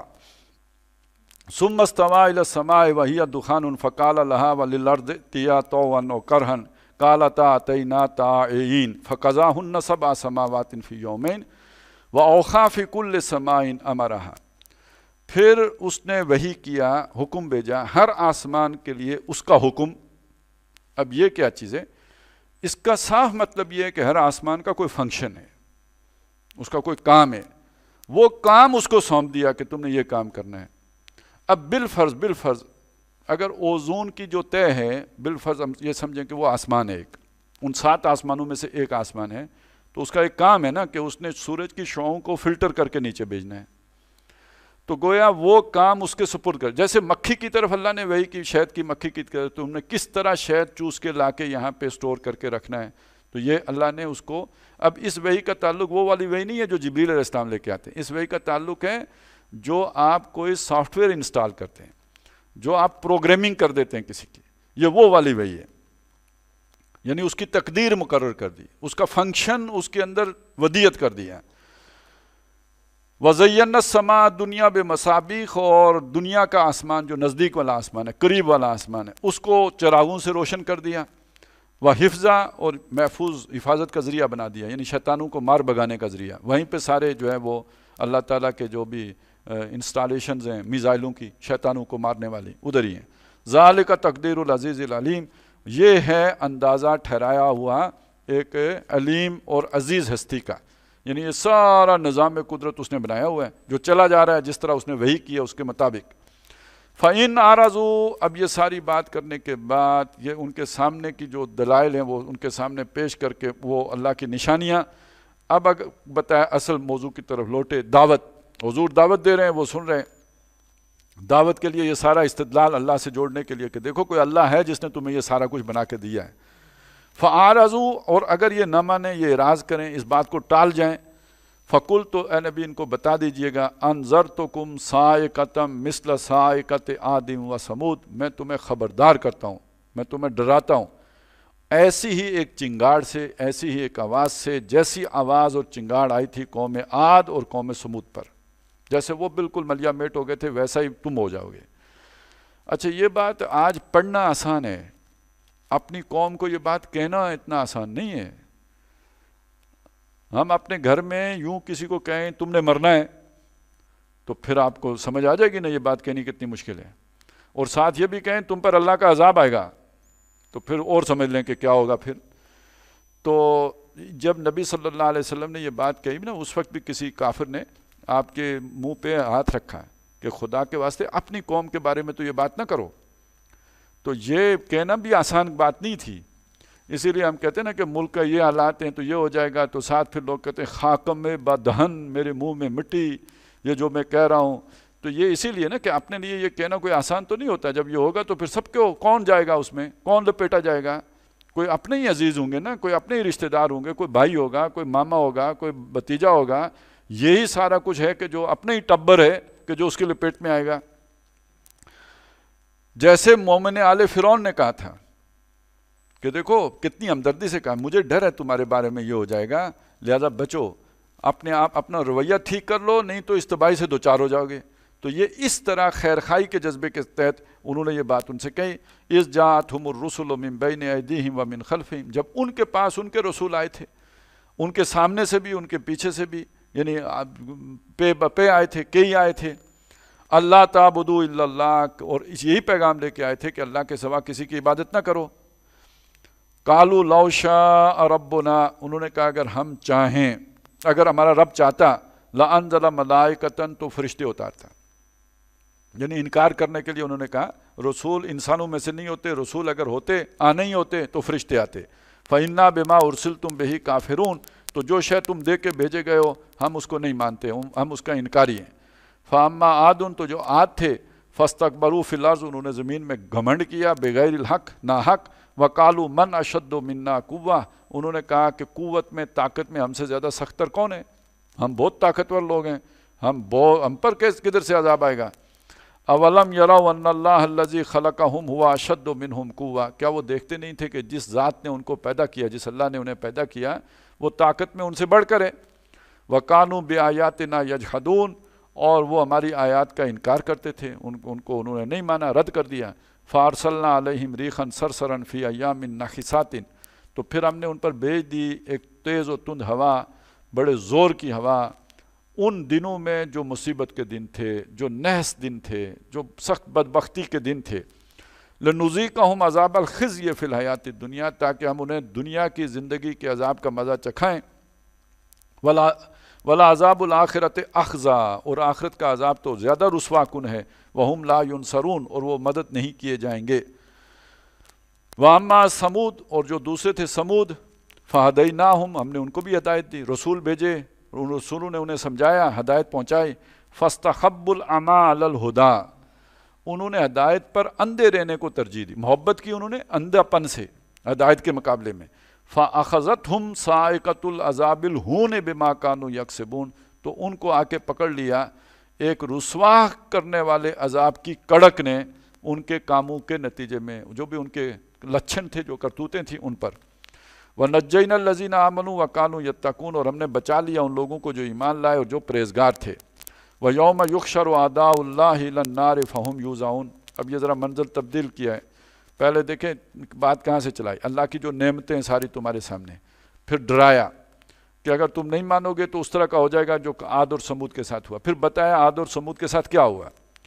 اب یہ کہ ایک اور منظر سامنے لے کے آ رہے ہیں کہ مرنے کے بعد جب دوبارہ جی اٹھو گے، اللہ کے سامنے پیشی ہوگی، تو پھر کیا ہوگا۔ یوم یحشر اعداء اللہ، جب اللہ کے سارے دشمن جمع کیے جائیں گے، الی النار، آگ کے گرد، فہم یوزعون، ان کی جماعتیں بنائی جائیں گی، صفیں، یہ فلانے یہ فلانے، ان کی باقاعدہ صف بندی ہو گئی. حتیٰ اذا ما جاؤہا، جب وہاں پہ سب پہنچ جائیں گے، وہ قیامت تک کے والے سارے کے سارے وہاں پہ پہنچ جائیں گے. شاہد علیہم سمعہم و ابصارہم و جلودہم، تو ان پر گواہ بنیں گی خود ان کے اپنی سماعت، بصارت اور ان کے چمڑے، ان کی جلدیں، وہ ان پر گواہی دیں گے، ان کے خلاف گواہی دیں گے. بما کانوا یعملون، بتائیں گی جو وہ کرتے تھے.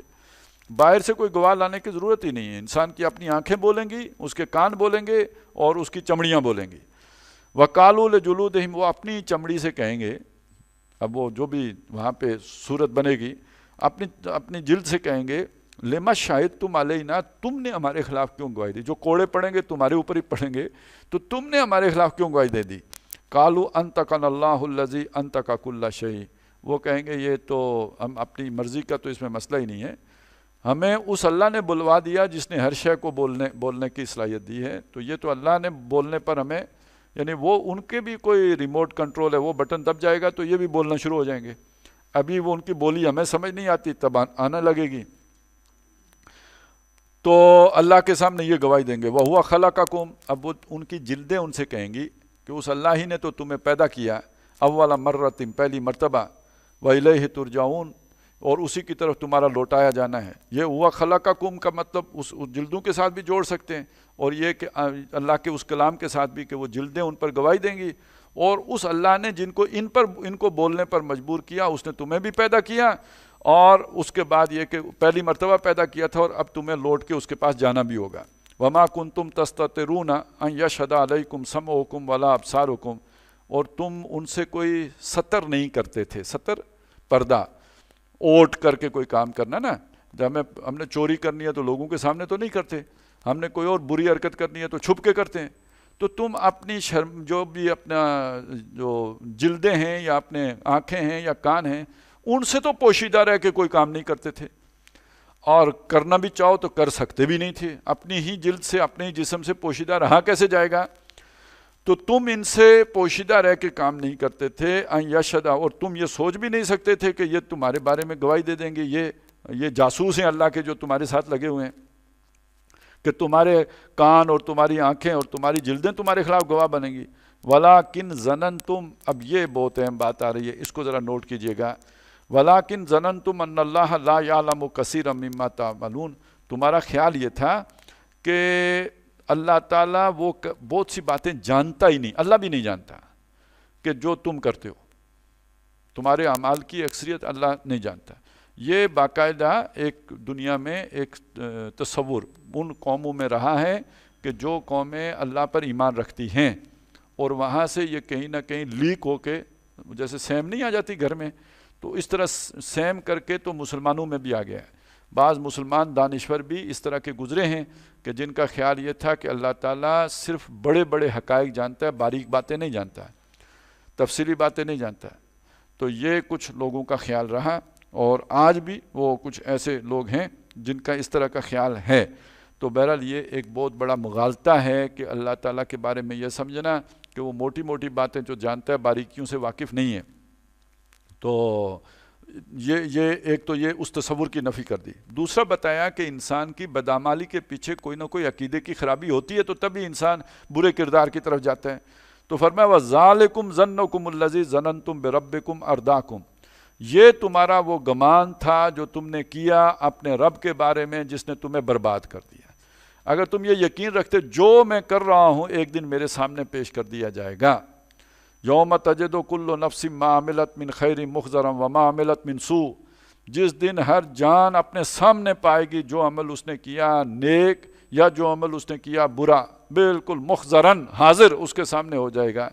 یا جیسے ہم نے پڑھا تھا سورہ کاف میں کہ جب وہ مال حاضل کتاب لا یغادر صغیرۃ ولا کبیرۃ الا احصاها ووجدوا ما عملوا حاضرا، تو جو انہوں نے عمل کیا ہوگا اپنے سامنے پائیں گے.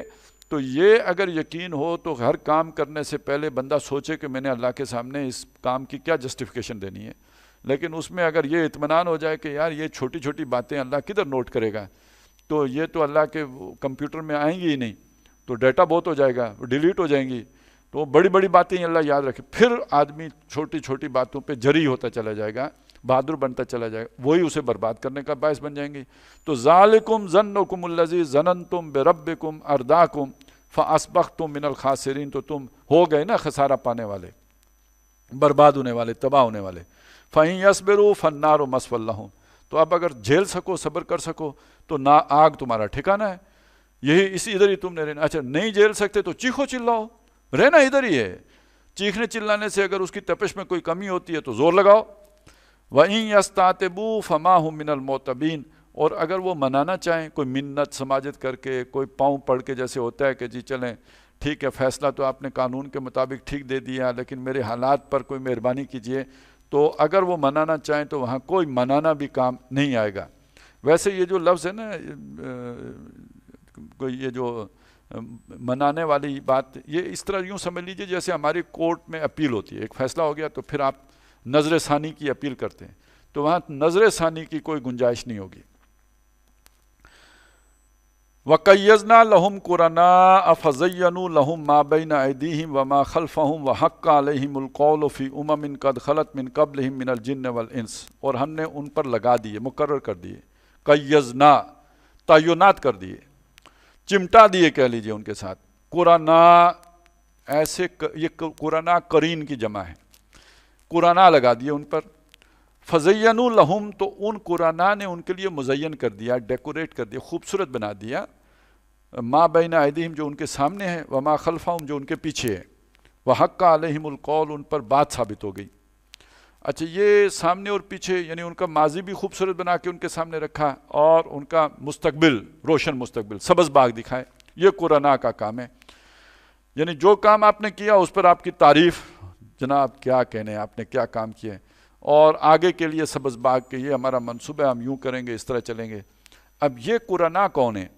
یہ جن بھی ہو سکتے ہیں اور انس بھی ہو سکتے ہیں۔ جنوں میں سے وہ جو خیال میں آتے ہیں نا، جو وسوسہ اندازی کرنا، یہ تو ثابت ہے نا کہ جن وسوسہ اندازی کرتا ہے، یہ چیز تو ہمیں معلوم ہے۔ تو یہ والی بات تو ایک تو یہ ہے کہ وہ وسوسوں کے ذریعے سے جنوں نے وہ چیزیں مزین کر کے اور ڈیکوریٹ کر کے پیش کر دیں، اور دوسرا یہ ہے کہ آپ کے ساتھ جو انسان لگ گئے، جو آپ کو جناب فرض کریں آج کل کے دور کو اگر سامنے رکھیں، پرانے وقتوں میں تو اور طرح سے ہوتا تھا، وہ جیسے ہم نے پڑھا نا کہ وَمِنَ النَّاسِ مَن يُعْجِبُكَ قَوْلُهُ فِي الْحَيَاةِ الدُّنْيَا، لوگوں میں ایسے بھی ہیں کہ جن کی دنیا کی زندگی میں جو باتیں ہوتی ہیں نا وہ آپ کا دل لبھاتی ہیں، آپ کو لگتا ہے کہ بات بڑی اچھی کی ہے۔ تو اس طرح کے جو لوگ آپ کے ارد گرد ہو جاتے ہیں، خوش آمدی، چکنی چپڑی باتیں کرنے والے، بڑے خوبصورت دل نشیں پیرائے میں بات سامنے لے کے آنے والے، تو یہ انسان کو شیشے میں اتارنے کے فن کے ماہر ہوتے ہیں۔ تو اگر کوئی آپ پر ایسا بندہ مسلط ہو گیا تو گویا یہ پھر وہ ایک ایسا کرین ہے جو آپ کو جدھر دائیں بائیں لے کے جائیں۔ اس بندے کی اگر کوئی جنوں کے ساتھ رابطہ بھی ہو، وہ جو ہم نے سورہ انعام میں پڑھا تھا، یوخی بعضهم الی بعض زخرف القول غرورا، تو پھر تو اب یہ سونے کے اوپر سہاگا ہو گیا، یہ تو دو طرفہ، یعنی تو یہ جو قرناء ہیں یہ جن بھی ہو سکتے ہیں اور یہ انس بھی ہو سکتے ہیں۔ تو اب آ جائیں موجودہ دور پر۔ موجودہ دور تو چونکہ ادارہ جاتی دور ہے، ہر شے جو پہلے انفرادی طور پہ ہوتی تھی اب اداروں کی صورت میں ہوتی ہے۔ تو اب آپ ذرا اگر اس کو یوں سمجھ لیں کہ ایک کوئی بھی کمپنی ہے جو پروڈکٹ بناتی ہے، اس نے اپنی پروڈکٹ سیل کرنی ہے، اس کے لیے اس کا ایک پورا مارکیٹنگ کا شعبہ ہوگا، وہ مارکیٹنگ کے لیے کیا کیا ٹیکٹس استعمال کرے گی، ایڈورٹیزمنٹ کے لیے کیا کچھ کرے گی، وہ ساری چیزیں اصل میں کیا ہوتی ہیں، لوگوں کو اپنی چیز اٹریکٹیو بنا کر اس کے سامنے لے کے آنا۔ یہ ایک درجے کی میں نے بات سمجھانے کے لیے صرف آپ کے سامنے رکھا ہے۔ اب ایک ایسی کمپنی کا تصور کیجئے جس نے کوئی چیزیں نہیں، اشیاء نہیں بنائی ہیں، اس کے پاس آئیڈیاز ہیں، وہ ان آئیڈیاز کو بیچنا چاہتی ہے، تو اب وہ جس لیول کی پریزنٹیشنز دیں گی نا، یہ جو تھنک ٹینک ہوتے ہیں، جو آپ کے ارد گرد جو یہ ٹینک ہوتے ہیں نا، یہ قرناء ہی ہوتے ہیں، یہ پالیسی میکنگ کا سارا کام تو یہ کر کے دیتے ہیں نا آپ کو، اور جو ان کی اصل سکل کیا ہوتی ہے، پریزنٹیشن کی سکل ہوتی ہے۔ انہوں نے یہ سارا ماضی کا ڈیٹا اور ابھی کا ڈیٹا لے کے وہ سارا فگرز لا کے تو پھر آپ کے سامنے ایک پورا چارٹ بنا کے اور اس کو ایک خاص ترتیب سے لا کے، تو اس کے بعد بش صاحب کو وہی فیصلہ کرنا پڑے گا جو اس طرح کی پریزنٹیشن میں سامنے آئے گا، اور تمام طاقتور حلقوں کے ارد گرد یہی چیزیں ہوتی ہیں. تو یہ پھر ان پر ہم قرآن مسلط کر دیتے ہیں. فَزَيَّنُوا لَهُم مَا بَيْنَ أَيْدِيهِمْ وَمَا خَلْفَهُمْ. وہ جو کرتوت کرنے جا رہے ہوتے ہیں وہ انہیں مزین کر کے پیش کرتے ہیں. اس میں صاحب بڑا فائدہ ہے, آپ دیکھیں تو صحیح نا. ان کی کمپنی کا فائدہ ہو جاتا ہے جس کے لیے وہ اصلاً کام کر رہے ہوتے ہیں. صاحب کا بیڑا غرق ہو جاتا ہے. وَحَقَّ عَلَيْهِمُ الْقَوْلُ. بہرحال اس میں پھر اصل مسئلہ شیطانوں کے ایجنڈے کا کیا ہوتا ہے کہ آپ کو گمراہ کریں صراط مستقیم. اب اس کو میں لے کے آ جائیں, ایک جماعت ہے جو حق کے لیے کام کر رہی ہے, ان کے کچھ بڑوں پر کوئی اس طرح کے قرآن مسلط ہو جائیں تو پھر وہ جو ان کی مت ماریں گے, وہ جو پریزنٹیشنیں اور رپورٹیں لے کے آئیں گے اور جو فگرز اینڈ فیکٹس پیش کریں گے ان کے سامنے اور ان سے غلط ڈیسیژن لیں گے, اور یہ کوئی ایسی سینٹرلائز نظام جن جماعتوں کا ہوتا ہے وہ سب سے زیادہ خطرے میں ہوتے ہیں اس طرح کے قرآن سے. تو ان پر وہ دفعہ لاگو ہو جاتی ہے. فی امم, تو وہ بھی برباد ہونے والی امتوں میں شامل ہو جاتے ہیں. قد خلت من قبلہم من الجن والانس, جیسے پہلے بہت سی امتیں برباد ہوئیں. تو اصل میں یہ اہمیت ہے کسی بھی معاشرے کے سٹرکچر کی, کہ معاشرہ ہے, اس معاشرے کا ایک سٹرکچر ہے اور لوگ اس سٹرکچر کے اندر بندھے ہوتے ہیں, اس سے باہر نہیں ہوتے. وہ سٹرکچر بنانے والوں پر اگر یہ قرآن مسلط ہو جائیں تو پورا سٹرکچر ہی غلط رخ پہ پڑ جائے گا. تو جب کسی قوم کا وہ سٹرکچر غلط رخ پہ پڑ جاتا ہے تو وہ قوم پھر ہلاکت سے دوچار, جیسے قوم سمود کے ساتھ ہوا, جیسے قوم عاد کے ساتھ ہوا, جیسے حضرت نوح علیہ السلام نے اللہ تعالیٰ سے فریاد کی, اللہ کہ اب اگر ان کو ایک گھر بھی تو نے چھوڑ دیا نا تو یہ لا یلد الا فاجرن کفارا. ان کا سٹرکچر اتنا غلط ہو گیا ہے کہ ان کے گھروں میں اب فاجر اور کفار ہی پیدا ہوں گے, ناشکرے ہی پیدا ہوں گے. اس سٹرکچر کے اندر کوئی سیدھا بندہ نہیں آ سکتا. اچھا, یہ میں نے جو یہاں تک آپ کو پہنچایا, تو اب میں ایک کوٹ آپ کو سناتا ہوں. یہ ضیاء الحق صاحب کا کوٹ ہے اپنے ملک کے بارے میں. ہمارا تو آوے کا آوا ہی بگڑا ہوا ہے. اب لے آؤ مسٹر کلین, لا کے اس آوے میں تنو نکلے گا تو سیاہ کالا. تو جب آپ کا سٹرکچر گڑبڑ ہو گیا تو پھر اس کے بعد اس میں لا یلد الا فاجرن کفارا, اور یہ کوئلوں کے دلالی کا کام. اچھے بلا آدمی بھی جب اس سٹرکچر کا حصہ بنے گا تو گندا ہو کے ہی نکلے گا. تو پھر نتیجہ یہی نکلتا ہے کہ یہ پھر سارا جو جہاز ہے اس کو ڈبونا پڑتا ہے, اس کے علاوہ اس کا کوئی چارہ نہیں ہے. انہم کانوا خاسرین, یہ نقصان اٹھانے والے لوگ تھے. وقال الذین کفروا, اور کہا ان لوگوں نے جو کافر تھے, لا تسمعوا لہذا القرآن, مت سنو یہ قرآن. اب دیکھیے اس سٹرکچر کے اندر اگر کوئی چینج آ سکتی ہے تو وہ صرف قرآن کے ذریعے سے آ سکتی ہے. لہذا اس سٹرکچر میں جن لوگوں کے مفادات وابستہ ہیں وہ کہیں گے یہ سب سے بڑا شر کا آلہ ہے. یہ نصاب میں کدھر آ گیا بھائی, کڈو,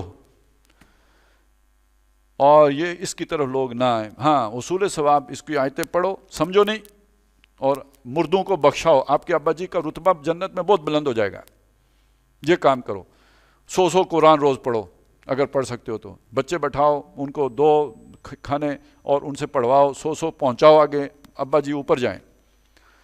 لیکن یہ کہ اس پر عمل کرنا, نہیں, یہ تو ہمارے سٹرکچر کے لیے نقصان دہ, خطر. یہ اشرار بن جاتا ہے, بندہ شریر ہو جاتا ہے, یہ پڑھ گستاخ ہو جاتا ہے اور گمراہ ہو جاتا ہے.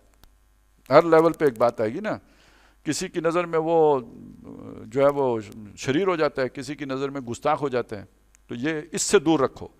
تو وہ لوگ کہ جو کافر ہوئے انہوں نے کہا کہ لا تسمعوا لہذا القرآن, اس قرآن کو نہیں سننا. والغوا فیہ, بلکہ جب یہ پڑھا جائے تو شور مچا دو, ہوٹنگ کرو.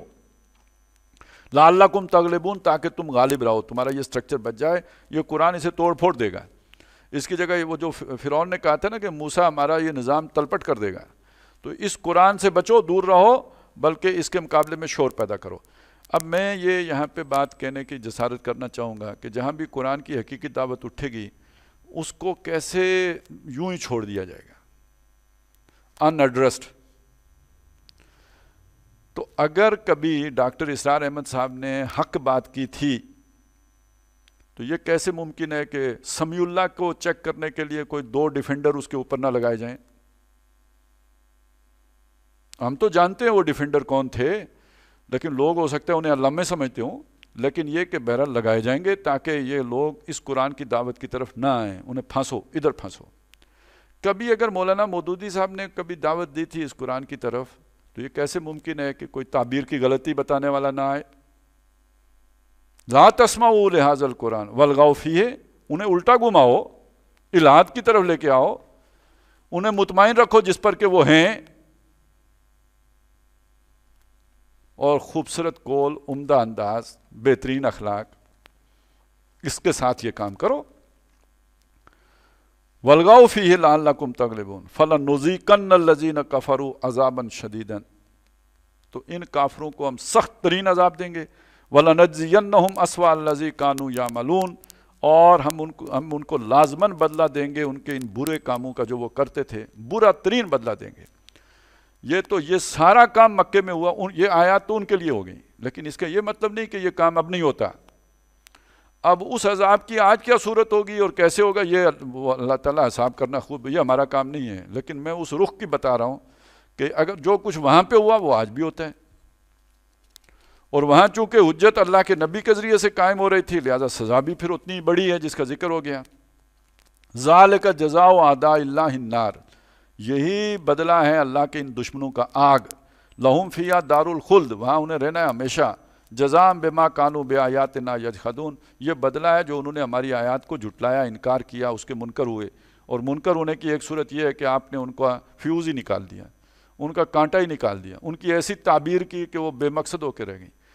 اب وہ ہمارے جو ہے نا یہ نبی صلی اللہ علیہ وسلم کی مقصد بعثت کی جو آیات ہیں جو ہم پڑھ آئے، هو الذی ارسل رسولہ بالہدی ودین الحق لیظہرہ علی الدین کلہ، ایک جگہ سورہ توبہ میں پڑھا ہے، دو جگہ آگے پڑھیں گے سورہ فتح میں اور سورہ صف میں۔ تو اس میں جو ہے نا اس کی بڑے آسانی سے سارا ڈنک نکال دیا غامدی صاحب نے کہ دیکھیں جی اس میں یہ اللہ کے رسول کا مقصد بعثت بیان ہو رہا ہے، ہمیں کوئی حکم تو نہیں دیا گیا ہے۔ بات تو صحیح ہے، ہمیں تو کوئی حکم نہیں دیا گیا، لیکن سوچنے کی بات ہے رسول کا ایک مقصد ہے، وہ دین قائم کرنا چاہتا ہے، اکیلے کرے گا موسیٰ علیہ السلام کی طرح؟ اگر صحابہ ان کا ساتھ ہیں، صحابہ کو بھی تو حکم نہیں دیا گیا تھا اس میں، تو پھر صحابہ نے ساتھ دیا ہے تو تب جا کے وہ دین قائم ہوا ہے۔ اور رسول بھیجے گئے ہیں ساری دنیا کے لیے، جب تک کل دنیا پہ وہ قائم نہیں ہوتا تو تب تک امتی نہیں اٹھیں گے، تو پھر فرشتے قائم کرنے کے لیے آئیں گے، اسے آسمان سے فوج آئے گی اسے قائم کرنے کے لیے۔ لیکن اگر کوئی سوچے، قرآن مجید پر ذرا توجہ دے کے پڑھے، اس سے اگلی آیت کیا ہے؟ یا ایھا الذین آمنوا ھل ادلکم علی تجارۃ تنجیکم من عذاب علیم، وہ تجارت نہ بتاؤں جو تمہیں دردناک عذاب سے بچائے گی؟ تؤمنون باللہ ورسولہ وتجاہدون فی سبیل اللہ باموالکم وانفسکم، جہاد کرو، ایمان لاؤ اللہ رسول پر، جہاد کرو اللہ کی راہ میں اپنے مالوں اور جانوں کے ساتھ۔ سوال یہ جہاد کائے کو کریں؟ یہاں کانٹیکس کیا ہے؟ نظم قرآن کیا کہتا ہے؟ ربط کا تقاضا کیا ہے؟ کہ جو مقصد بعثت محمد رسول اللہ کو دے کے بھیجا گیا ہے، اس مقصد کے لیے اپنے مال، تن، من، دھن لگاؤ گے تو محمد کے سچے امتی شمار ہوگے اور نجات پاؤ گے۔ اور سورت کا اختتام کس بات پہ کیا؟ کہ حضرت مسیح نے اپنے حواریوں سے کہا، جیسے انہوں نے کہا تھا اے مسلمانوں ایسے تم اللہ کے مددگار بن جاؤ، یا ایھا الذین آمنوا کونوا انصار اللہ، اللہ کے مددگار بن جاؤ۔ مددگار کیسے بنے؟ اللہ کے مددگار کیسے بنیں گے؟ اللہ کے نبی کے مددگار بن کے تو اللہ کے مددگار ہوں گے نا۔ تو اس اعتبار سے بات سمجھ لیجئے کہ وہ ایک آیت کو لیا، اور جو بھی سامنے بیٹھے ہوئے تھے ظاہر ہے انہوں نے دنیا بنانی ہے، ان کو آپ نے پکڑا دیا کہ اس میں حکم نہیں ہے، وہ تو خوش ہو کے چلے گئے، وہ تو اس بہانے کی تلاش میں آپ کے پاس تشریف لائے تھے، ان کے لیے آپ نے آسانی کر دی، لیکن اپنی قبر کو کتنا گندا کر لیا ہے۔ وہ تو چاہتے تھے آپ نہ بتاتے، وہ کوئی کسی اور سے یہ سن کے چلے جاتے، آپ بتانے والے نہ ہوتے تو ان کو شیطان خود وہی کر دیتا کہ اس کا یہ مطلب لے لو۔ لیکن یہ کہ اور انہوں نے ادھر ہی جانا تھا جدھر انہوں نے جانا تھا، وہ ادھر آنے والے نہیں تھے، آپ کسی کا رستہ نہیں روک سکتے۔ جیسے ہم نے پچھلی ایک سورت میں پڑھا نا، سورہ صاد میں پڑھا ہے شاید، کہ یہ نبی اللہ کے ہاتھ سے کسی کو چھین کے نہیں لے جا سکتے، اللہ کسی کو ہدایت دینا چاہے تو کوئی اسے گمراہ نہیں کر سکتا، لیکن یہ کہ آپ نے اپنے لیے تو بہت بڑی گندگی پیدا کر لی۔ تو یہ نہ سمجھیے کہ اس دور میں وہ کوششیں نہیں ہو رہی قرآن سے لوگوں کو دور کرنے کے لیے، قرآن کے نام پر تحریک کھڑی ہو جائے گی، تدبر قرآن کے نام پہ کام شروع ہو جائے گا، لیکن اصل مقصد یہ ہوگا کہ قرآن جیسے افراد تیار کرنا چاہتا ہے، جن مقاصد کے لیے ان کو سرگرم کرنا چاہتا ہے، ان سے لوگوں کو دور رکھا جائے۔ تو یہ در حقیقت اللہ کی آیات کے انکار کے مترادف، تکذیب کے مترادف بات ہے۔ وقال الذین کفروا، اور کہا ان لوگوں نے جنہوں نے کفر کیا، ربنا ارنا الذین اضلانا من الجن والانس، وہ کہیں گے ہمارے رب ہمیں ذرا دکھا تو ان کی شکلیں جنہوں نے ہمیں گمراہ کیا جنوں اور انسانوں میں سے۔ اب پھر وہ کنیکشن دیکھیے، وہ قرانا، وہ گمراہ کرنے والے کرین، جو سمجھتے ہیں آپ کے بڑا ماسٹر پیس ان کا ہے جو آپ کے سامنے ابھی آیا ہے، کیونکہ آپ کے دل کی آواز کے مطابق ہے۔ تو ان کے پیچھے جنوں اور انسانوں کا یہ مشترکہ پروجیکٹ ہے، یہ اکیلے انسان کا پروجیکٹ نہیں ہے۔ جیسے محمد الرسول اللہ کے پیچھے فرشتہ وہی لے کے آتا ہے، تو ان کے جو مقابل جو بیانیہ آتا ہے، کاؤنٹر نیریٹو، اس کے پیچھے بھی جنات کی اور شیطانوں کی وہی شامل ہوتی ہے۔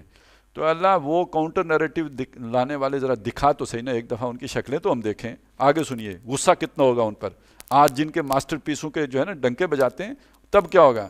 نجعلہما تحت اقدامنا، تاکہ ہم انہیں اپنے پاؤں کے ذرا نیچے رکھیں، لیکونا من الاسفلین، تاکہ یہ نچلوں میں ہو جائیں، یعنی اور ذلیل ہو جائیں۔ ان الذین قالوا ربنا اللہ، بے شک وہ لوگ جنہوں نے کہا ہمارا رب اللہ ہے، توحید، رب اللہ توحید، ثم استقاموا، پھر اس پر ڈٹ گئے، عملی تقاضا، عملی تقاضا ہم پڑھائے، توحید اللہ کو رب مانا، اب بندگی اس کی کرو۔ یہ پورا جو سورہ زمر میں ہم دیکھ لیا ہم نے، مانگو اس سے، یہ بھی استقامت کا تقاضا ہے۔ صبر کرو، غیر اللہ سے مت مانگو، اللہ دیتا ہے ٹھیک ہے، نہیں دیتا صبر کرو۔ تو ثم استقاموا، یہ توحید کا جس نے عملی تقاضا پورا کیا، تتنزل علیہم الملائکہ، ان پر فرشتے اترتے ہیں، اللہ خوف علیہم، اللہ تخافوا ولا تحزنوا، نہ خوف کرو اور نہ غم کرو، وابشروا بالجنہ، اور جنت کی خوشخبری حاصل کرو، التی کنتم توعدون، جس کا تم سے وعدہ کیا جاتا تھا۔ تو صرف توحید ماننے کا نام نہیں ہے، اس کے بعد استقامت، اس کا عملی تقاضا، اور وہ دو ہیں۔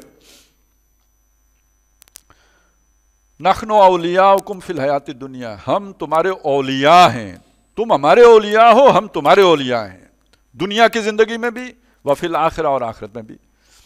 دنیا میں اولیاء ہونے کا مطلب کیا؟ پچھلی صورت میں پڑھا ہے، انا لننصر رسلنا والذین آمنوا فی الحیات الدنیا، ہم دنیا میں بھی اپنے بندوں کی مدد کرتے ہیں، رسولوں کی بھی کرتے ہیں، ایمان والوں کی بھی کرتے ہیں، یہ ہمارے اولیاء ہیں، ان کی بھی ہم مدد کرتے ہیں دنیا میں بھی وفی الآخرہ، آخرت میں بھی۔ وَلَكُمْ فِيهَا مَا تَشْتَهِي، اور آخرت میں تمہارے لیے ہوگا جو تم چاہو گے، جو تمہارے جی انفسکم، تمہارے جی چاہیں گے، وَلَكُمْ فِيهَا مَا تَدَّعُونَ، اور جو تم مانگو گے وہ بھی ملے گا، نُزُلًا مِّن غَفُورٍ رَحِيمٍ، یہ ایک بخشنے والی مہربان ہستی کی طرف سے ابتدائی مہمان نوازی ہوگی۔ اگلی بات، وَمَنْ أَحْسَنُ قَوْلًا مِّمَّنْ دَعَا إِلَى اللَّهِ، اس سے زیادہ بڑھیا بات کس کی ہوگی جس نے اللہ کی طرف پکارا، اللہ کی طرف دعوت دی۔ یہ اللہ کی طرف دعوت دینے کا مطلب کیا ہے؟ توحید کے ساتھ اس کا تعلق کیا؟ میں نے اللہ کو مان لیا، یہ میری غیرت کے خلاف ہے کہ کوئی ایک بندہ جو ہے وہ اللہ کی نہ مان رہا ہو اور میں اسے نہ بتاؤں، کم از کم بتانا تو میری یوں سمجھیے فطری تقاضا ہے، غیرت ایمانی کا تقاضا ہے۔ اور اس کو اگر آپ اس طرح نہیں سمجھ پا رہے نا، تو میں ایک روایت سے آپ کو سمجھا دیتا ہوں، بات بالکل صاف ہو جائے گی۔ کہ ایک صاحب اللہ کے بندے، اللہ کو پر ایمان رکھنے والے، توحید کے ابتدائی تقاضے پورے کرنے والے، اور اس درجے میں پورے کرنے والے کہ معصیت کے نزدیک نہ پھٹکنے والے۔ یہ ایک طویل روایت ہے، حضرت جبریل فرماتے ہیں حضور کو انہوں نے بتایا کہ اللہ تعالیٰ نے مجھے حکم دیا کہ فلانی فلانی بستی ان لوگوں کے اوپر الٹ دو، لوگ گناہ گار ہیں تو وہ بستی یعنی ہلاک ہونے کے قابل ہے، ختم کر دو، سب کو مار دو۔ تو حضرت جبریل کہتے ہیں میں نے عرض کی یا باری تعالیٰ، ان بستیوں میں سے ایک بستی میں تیرا ایک ایسا بندہ بھی رہتا ہے جس نے کبھی آنکھ جھپکنے کی دیر برابر بھی گناہ نہیں کیا۔ اب آپ سوچیں، یہ کوئی معمولی سی بات ہے؟ بندہ بشر، اولاد آدم، جبریل گواہی دے رہے ہوں کہ اس نے آنکھ جھپکنے کی دیر برابر بھی گناہ نہیں کیا، اس سے زیادہ توحید کا عملی تقاضا کس نے پورا کیا ہوگا؟ اور جبریل یہ بات کیوں کہہ رہے ہیں کہ کم از کم اس کو بچانے کی تو اللہ تعالیٰ کہہ دیں گے نا، اللہ نے تو کہا سب کو دبا دو، تو جبریل اس کا ذکر کر رہے ہیں۔ اللہ نے فرمایا اس بستی کو اس پر اور باقیوں پر پلٹ دو، اس کا ذکر پہلے کیا، بعد میں باقیوں کا ذکر کیا۔ وجہ اللہ خود بتا رہے ہیں، اس کا چہرہ میری غیرت میں کبھی متغیر نہیں ہوا۔ اب آپ سوچیں آپ اللہ والے ہیں، آپ کے گرد اللہ کی بغاوت ہو رہی ہے سارے، اور آپ وہاں آرام سے بیٹھے اللہ اللہ اللہ کر رہے ہیں. تو بہرحال آپ مطمئن ہوں آپ کے اس ایمان سے اللہ مطمئن نہیں ہے. اللہ اپنے بندے سے یہ تقاضا کرتا ہے وہ اٹھے کھڑا ہو. اور یہی وہ چیز تھی جو پچھلی صورت میں وہ جو مومن آل فرعون تھا اس کے کردار سے اللہ تعالیٰ نے اس کا مظاہرہ دکھا دیا ہمیں کہ فرعون کے دربار میں بھی کھڑا ہونا پڑے تو کھڑے ہو، سچ بات کہو، تب تم میرے بندے ہو، تب تمہارا میرے ساتھ تعلق ہے. تب اس صورت میں تم سے بہتر بات دنیا میں اور کسی کی بھی نہیں ہے. تو یہ اللہ کی طرف بلانا بھی توحید کا تقاضا ہے، صرف خود اللہ کی بندگی کرنا ہی نہیں، لوگوں کو اللہ کی طرف بلانا یہ بھی اس توحید کو ماننے کا لازمی تقاضا ہے. تبھی پھر درجے بھی بہت بلند ہیں، نہ کرنے کی پھر سزا بھی ہے، ملے گی، ضرور ملے گی. آپ نے مان لیا، دوسروں کو کیوں نہیں بتایا؟ اچھا، اس دعوت اللہ کے بھی تقاضے ہیں جو آگے بیان ہو رہے ہیں. وَعَمِلَ صَالِحًا، پہلا تقاضا یہ ہے خود نیک عمل کرو، یہ نہیں کہ دوسروں کو تو دعوت دے رہے ہو خود نہ کرتے ہو. دوسرا یہ کہ وَقَالَ إِنَّنِي مِنَ الْمُسْلِمِينَ، تکبر نہ کرو، تواضع اور انکسار ہو، میں بھی مسلمان ہوں. یہ نہیں کہ میں کوئی فرشتہ ہوں اور مجھے پر لگے ہیں، میں زیادہ نیک ہوں، نہ عام آدمی ہوں. اچھا، اس کا اظہار کیسے ہوگا؟ عام لوگوں سے ہٹ کر کوئی اپنا تشخص نہ بناؤ. یہ ہو جاتا ہے نا، یہ کچھ خاص قسم کی ٹوپیاں تو یہ تو وہ تو دیکھتے ہی پتہ چل جاتا ہے یہ فلانی جماعت کا ہے. یہ اپنا علیحدہ جداگانہ تشخص بنانا در حقیقت وَقَالَ إِنَّنِي مِنَ الْمُسْلِمِينَ کے عمل کے خلاف ہے. عام بندہ بن کے رہو. اور اسی لیے وہ جو ہوتے ہیں نا خاص قسم کے اپنا پرتکلف داعین دین، وہ تو مجھے ایک صاحب نے بتایا، میں بہت حیران ہوا، بڑے کافی مشہور آدمی ہیں وہ بھی، جو دین کے حوالے سے مشہور بھی. لیکن یہ کہ ان کے بارے میں جو پتہ چلا وہ یہ کہ جب وہ اسٹوڈنٹ لائف میں تھے تو اسٹوڈنٹ لائف کے دور میں بھی ایسا ہوتا تھا کہ جب انہیں کسی فنکشن میں جانا ہوتا تو باقاعدہ جا کے جیسے بیوٹی پارلر پہ تیار ہوتے ہیں نا، اس طرح تیار ہو کے تو تشریف لاتے تھے، جیسے دلہن تیار ہو کے آ رہی ہو. تو اب ان تکلفات کے ساتھ اس کا مطلب کیا؟ باقیوں سے اپنے آپ کو مختلف ظاہر کرنا اور سامنے آنا. تو جہاں وہ مذہبی پہچان علیحدہ نہ بناؤ، وہاں عام رویے بھی باقی لوگوں کے برابر رکھو. یہ نہ ہو کہ آپ اپنے آپ کو کوئی نرالی مخلوق سمجھنے لگو. تو وَقَالَ إِنَّنِي مِنَ الْمُسْلِمِينَ وَلَا تَسْتَوِي الْحَسَنَةُ وَلَا السَّيِّئَةُ. اب یہ ایک اور بات، آپ حق کی دعوت لے کے اٹھیں گے تو مخالفت لازمی ہوگی. رسولوں کی ہوئی، نبیوں کی ہوئی، آپ کی کیوں نہیں ہوگی؟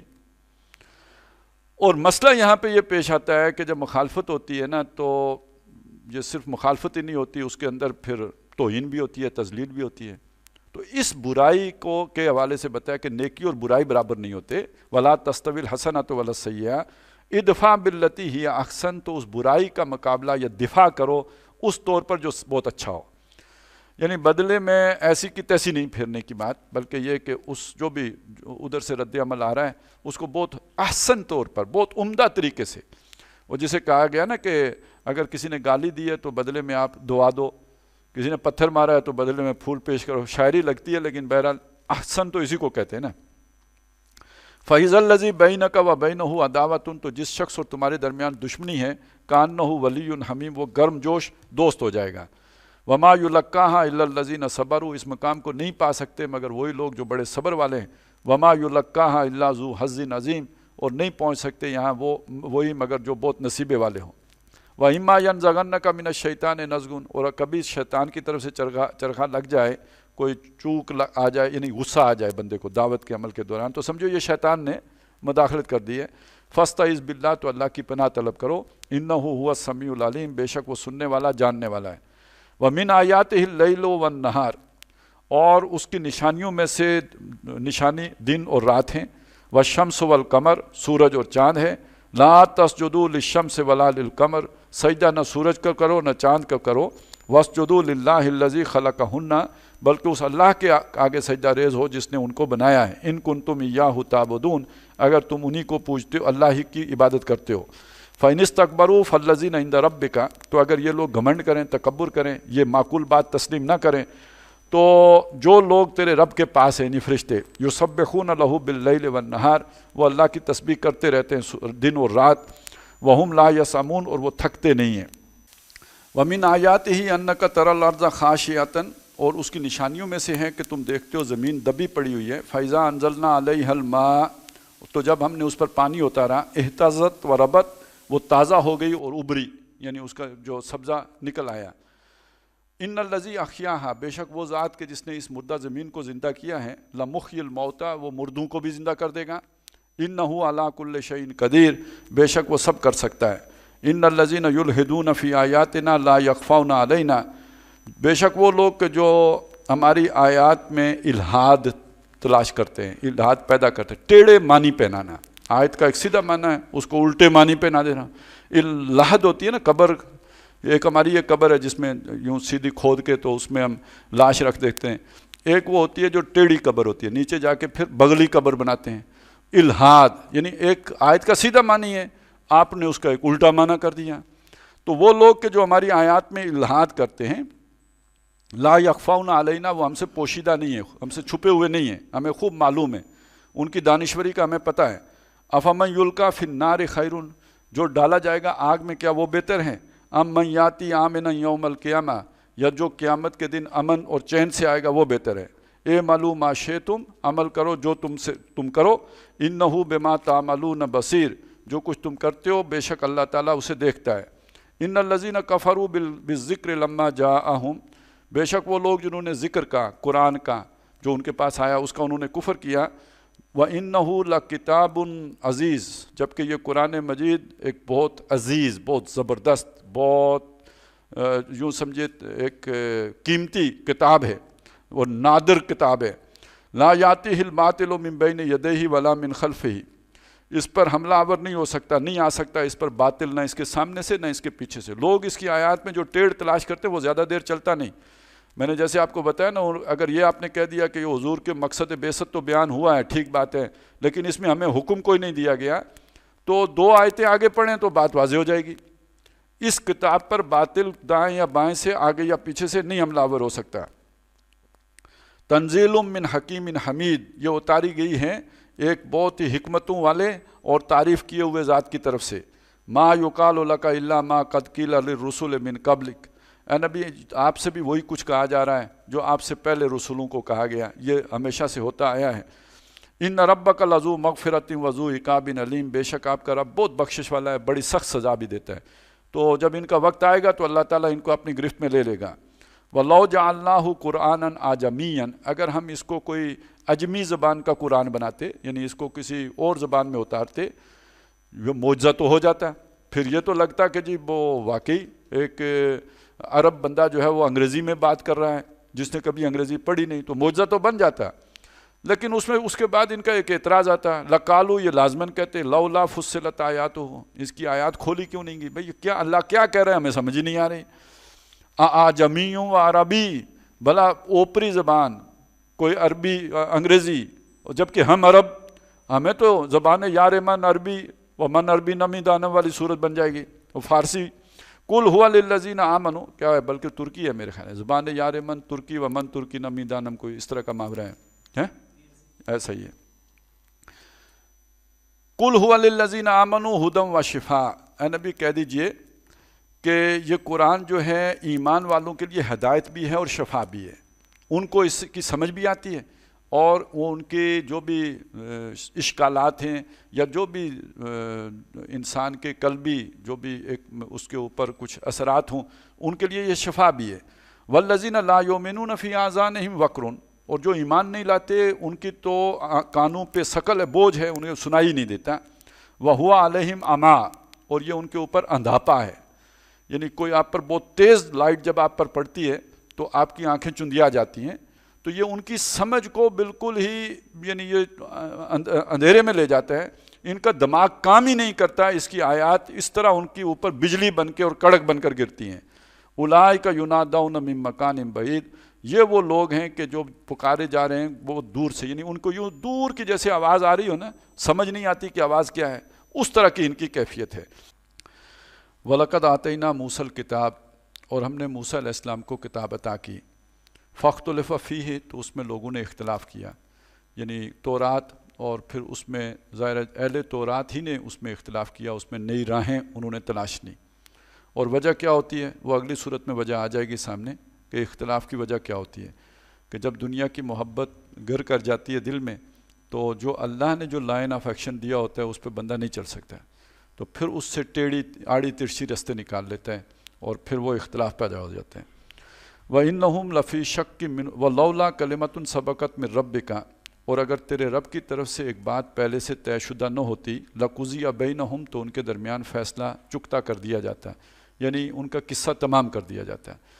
اور یہ جو پہلے سے طے شدہ بات ہے یہ کیا ہے؟ یہ بات ہے در حقیقت کہ ہر امت کے لیے اللہ نے ایک عمر مقرر کی ہوئی ہے، جیسے ہر فرد کی ایک عمر ہے، کوئی وہ گناہ کرے یا ثواب کرے اپنی عمر سے پہلے نہ مرتا ہے نہ اپنی عمر سے بڑھتا ہے، اپنی عمر پہ وہ اپنے خالق حقیقی سے جا ملتا ہے۔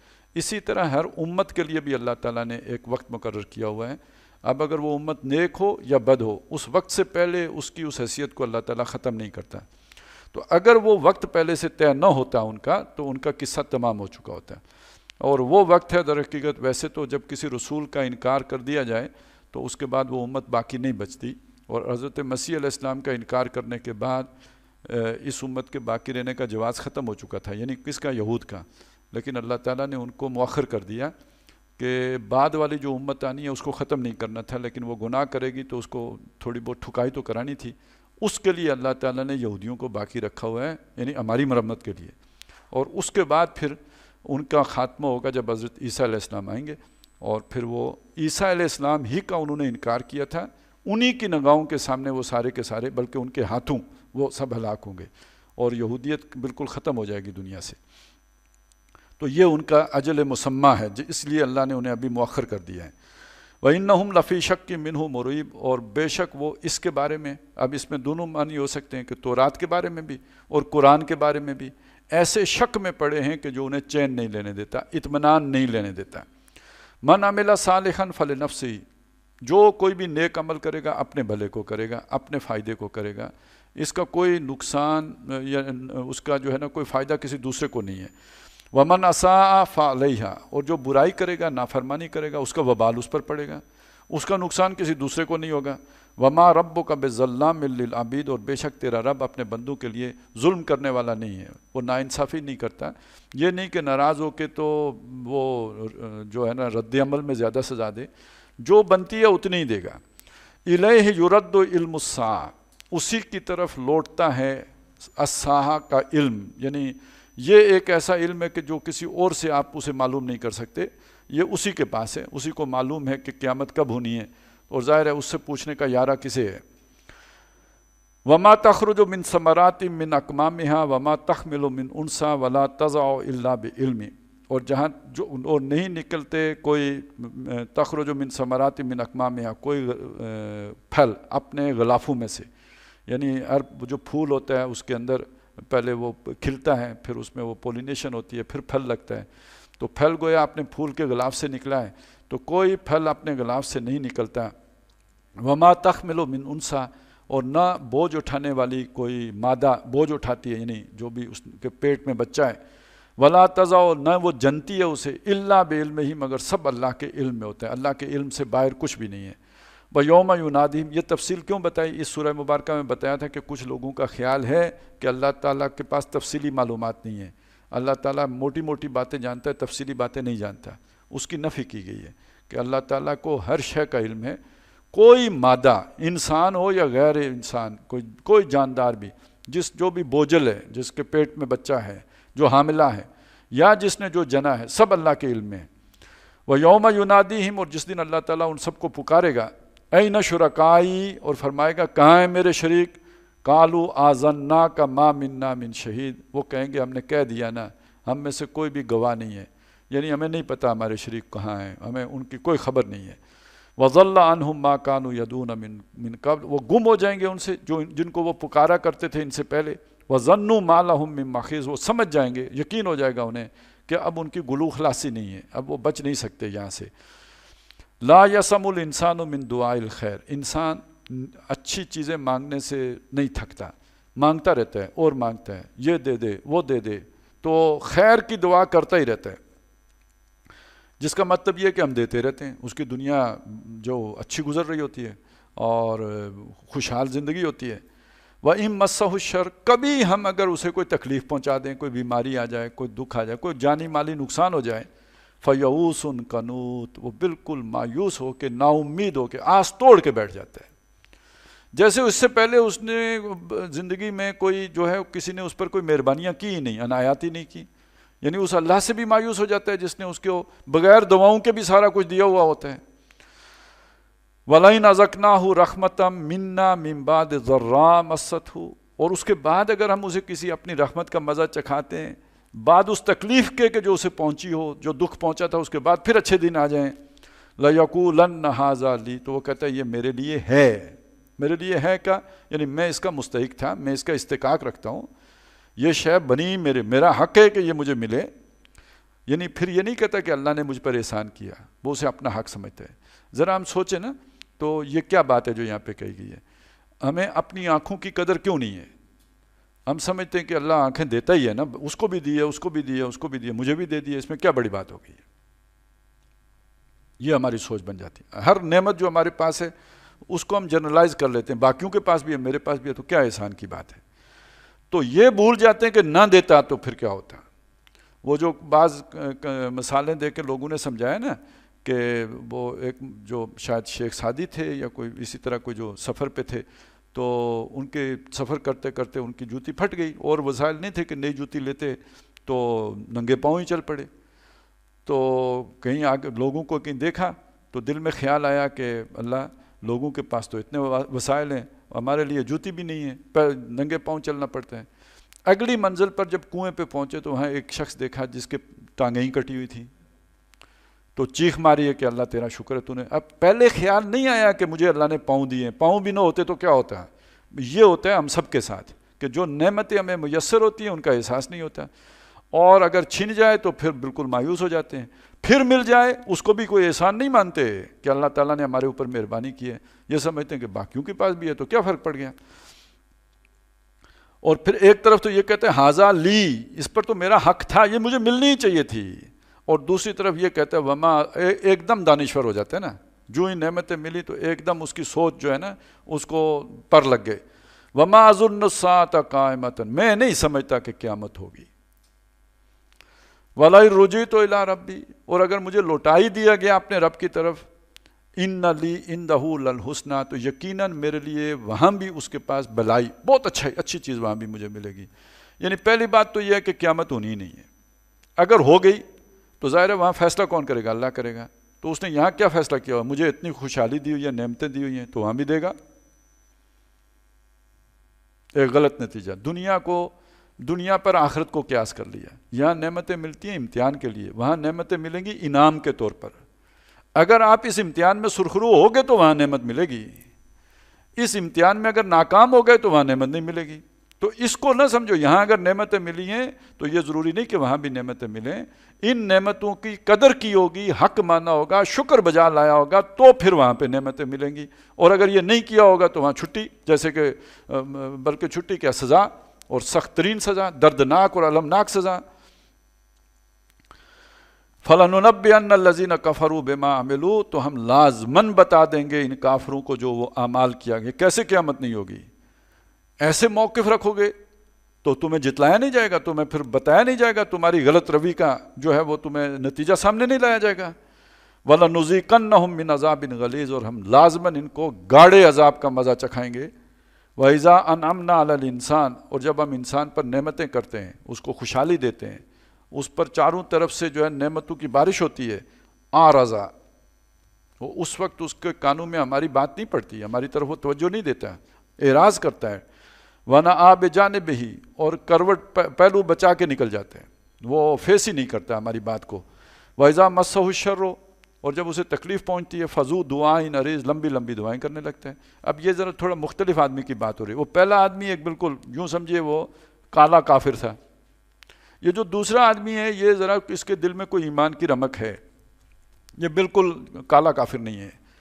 تو جب اس پر انعامات ہوتے ہیں، بارشیں ہوتی ہیں، خوب نعمتیں ہوتی ہیں، تو یہ اپنے دنیا کے دندوں میں مگن ہو جاتا ہے، بہت کم ہمیں یاد کرتا ہے.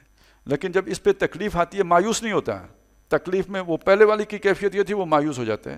یہ مایوس نہیں ہوتا ہے، یہ مسلح پکڑ کے کھڑا ہو جاتا ہے اور مانگنا شروع کر. اب اس میں کیا جو ہے اس کے اوپر کیا تنقید کی گئی ہے کہ جب حالات اس کے اچھے ہوتے ہیں اس وقت ہمیں نہیں یاد کرتا، جب برے حالات آتے ہیں تب ہم یاد آتے ہیں، اچھے دنوں میں ہم یاد نہیں آتے. تو یہ بھی ایک اس کی کمی جو ہے وہ بھی بتا دی. لیکن پہلے اور دوسرے کا فرق ذہن میں رہے، یہ دونوں ایک آدمی نہیں ہے، یہ دو مختلف کردار ہیں جن کا ذکر ہو رہا ہے. تو کہتے ہیں اب بڑی لمبی لمبی دعائیں کرتا ہے، لمبے تہجد بھی پڑھتا ہے، لمبی دعائیں بھی کرتے ہیں.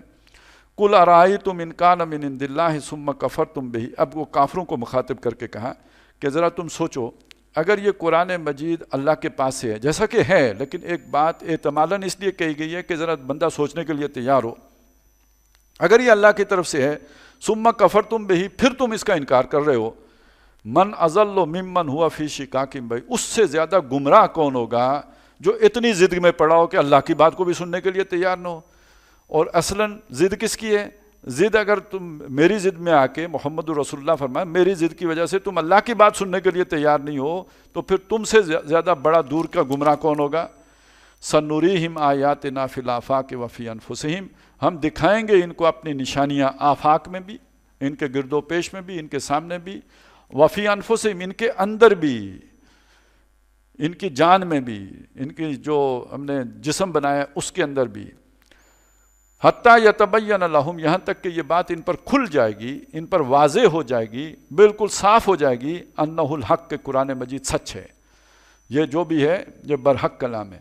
اور اس زمانے میں آ کے جو انسان کا علم آگے بڑھ رہا ہے، یہ چیزیں ثابت ہو رہی ہیں کہ آج جو کچھ ہمیں معلوم ہوا ہے یہ آج سے 1500 سال پہلے تو معلوم نہیں تھا. اور اگر قرآن میں وہ بیان ہوا ہے تو یہ ضرور کسی ایسی ہستی کا کلام ہے جو انسانی علم سے ماورا تھی، انسانی علم سے بالا تر تھی. جیسے میں نے آپ کو مثال دی کہ کتنے ایسے لوگ جو ایمبریالوجی سے متعلق ہیں، جنہوں نے آج معلوم کیا کہ انسانی تخلیق کا رحم مادر میں پروسیس کیا ہے، جب وہ یہ پڑھتے ہیں کہ اللہ تعالیٰ نے یہ پروسیس آج سے 1400 سال پہلے بیان کیا، تو وہ تو ایمان لائے بغیر ان کے پاس کوئی چارہ ہی نہیں ہوتا کہ وہ مان جاتے اس بات کو.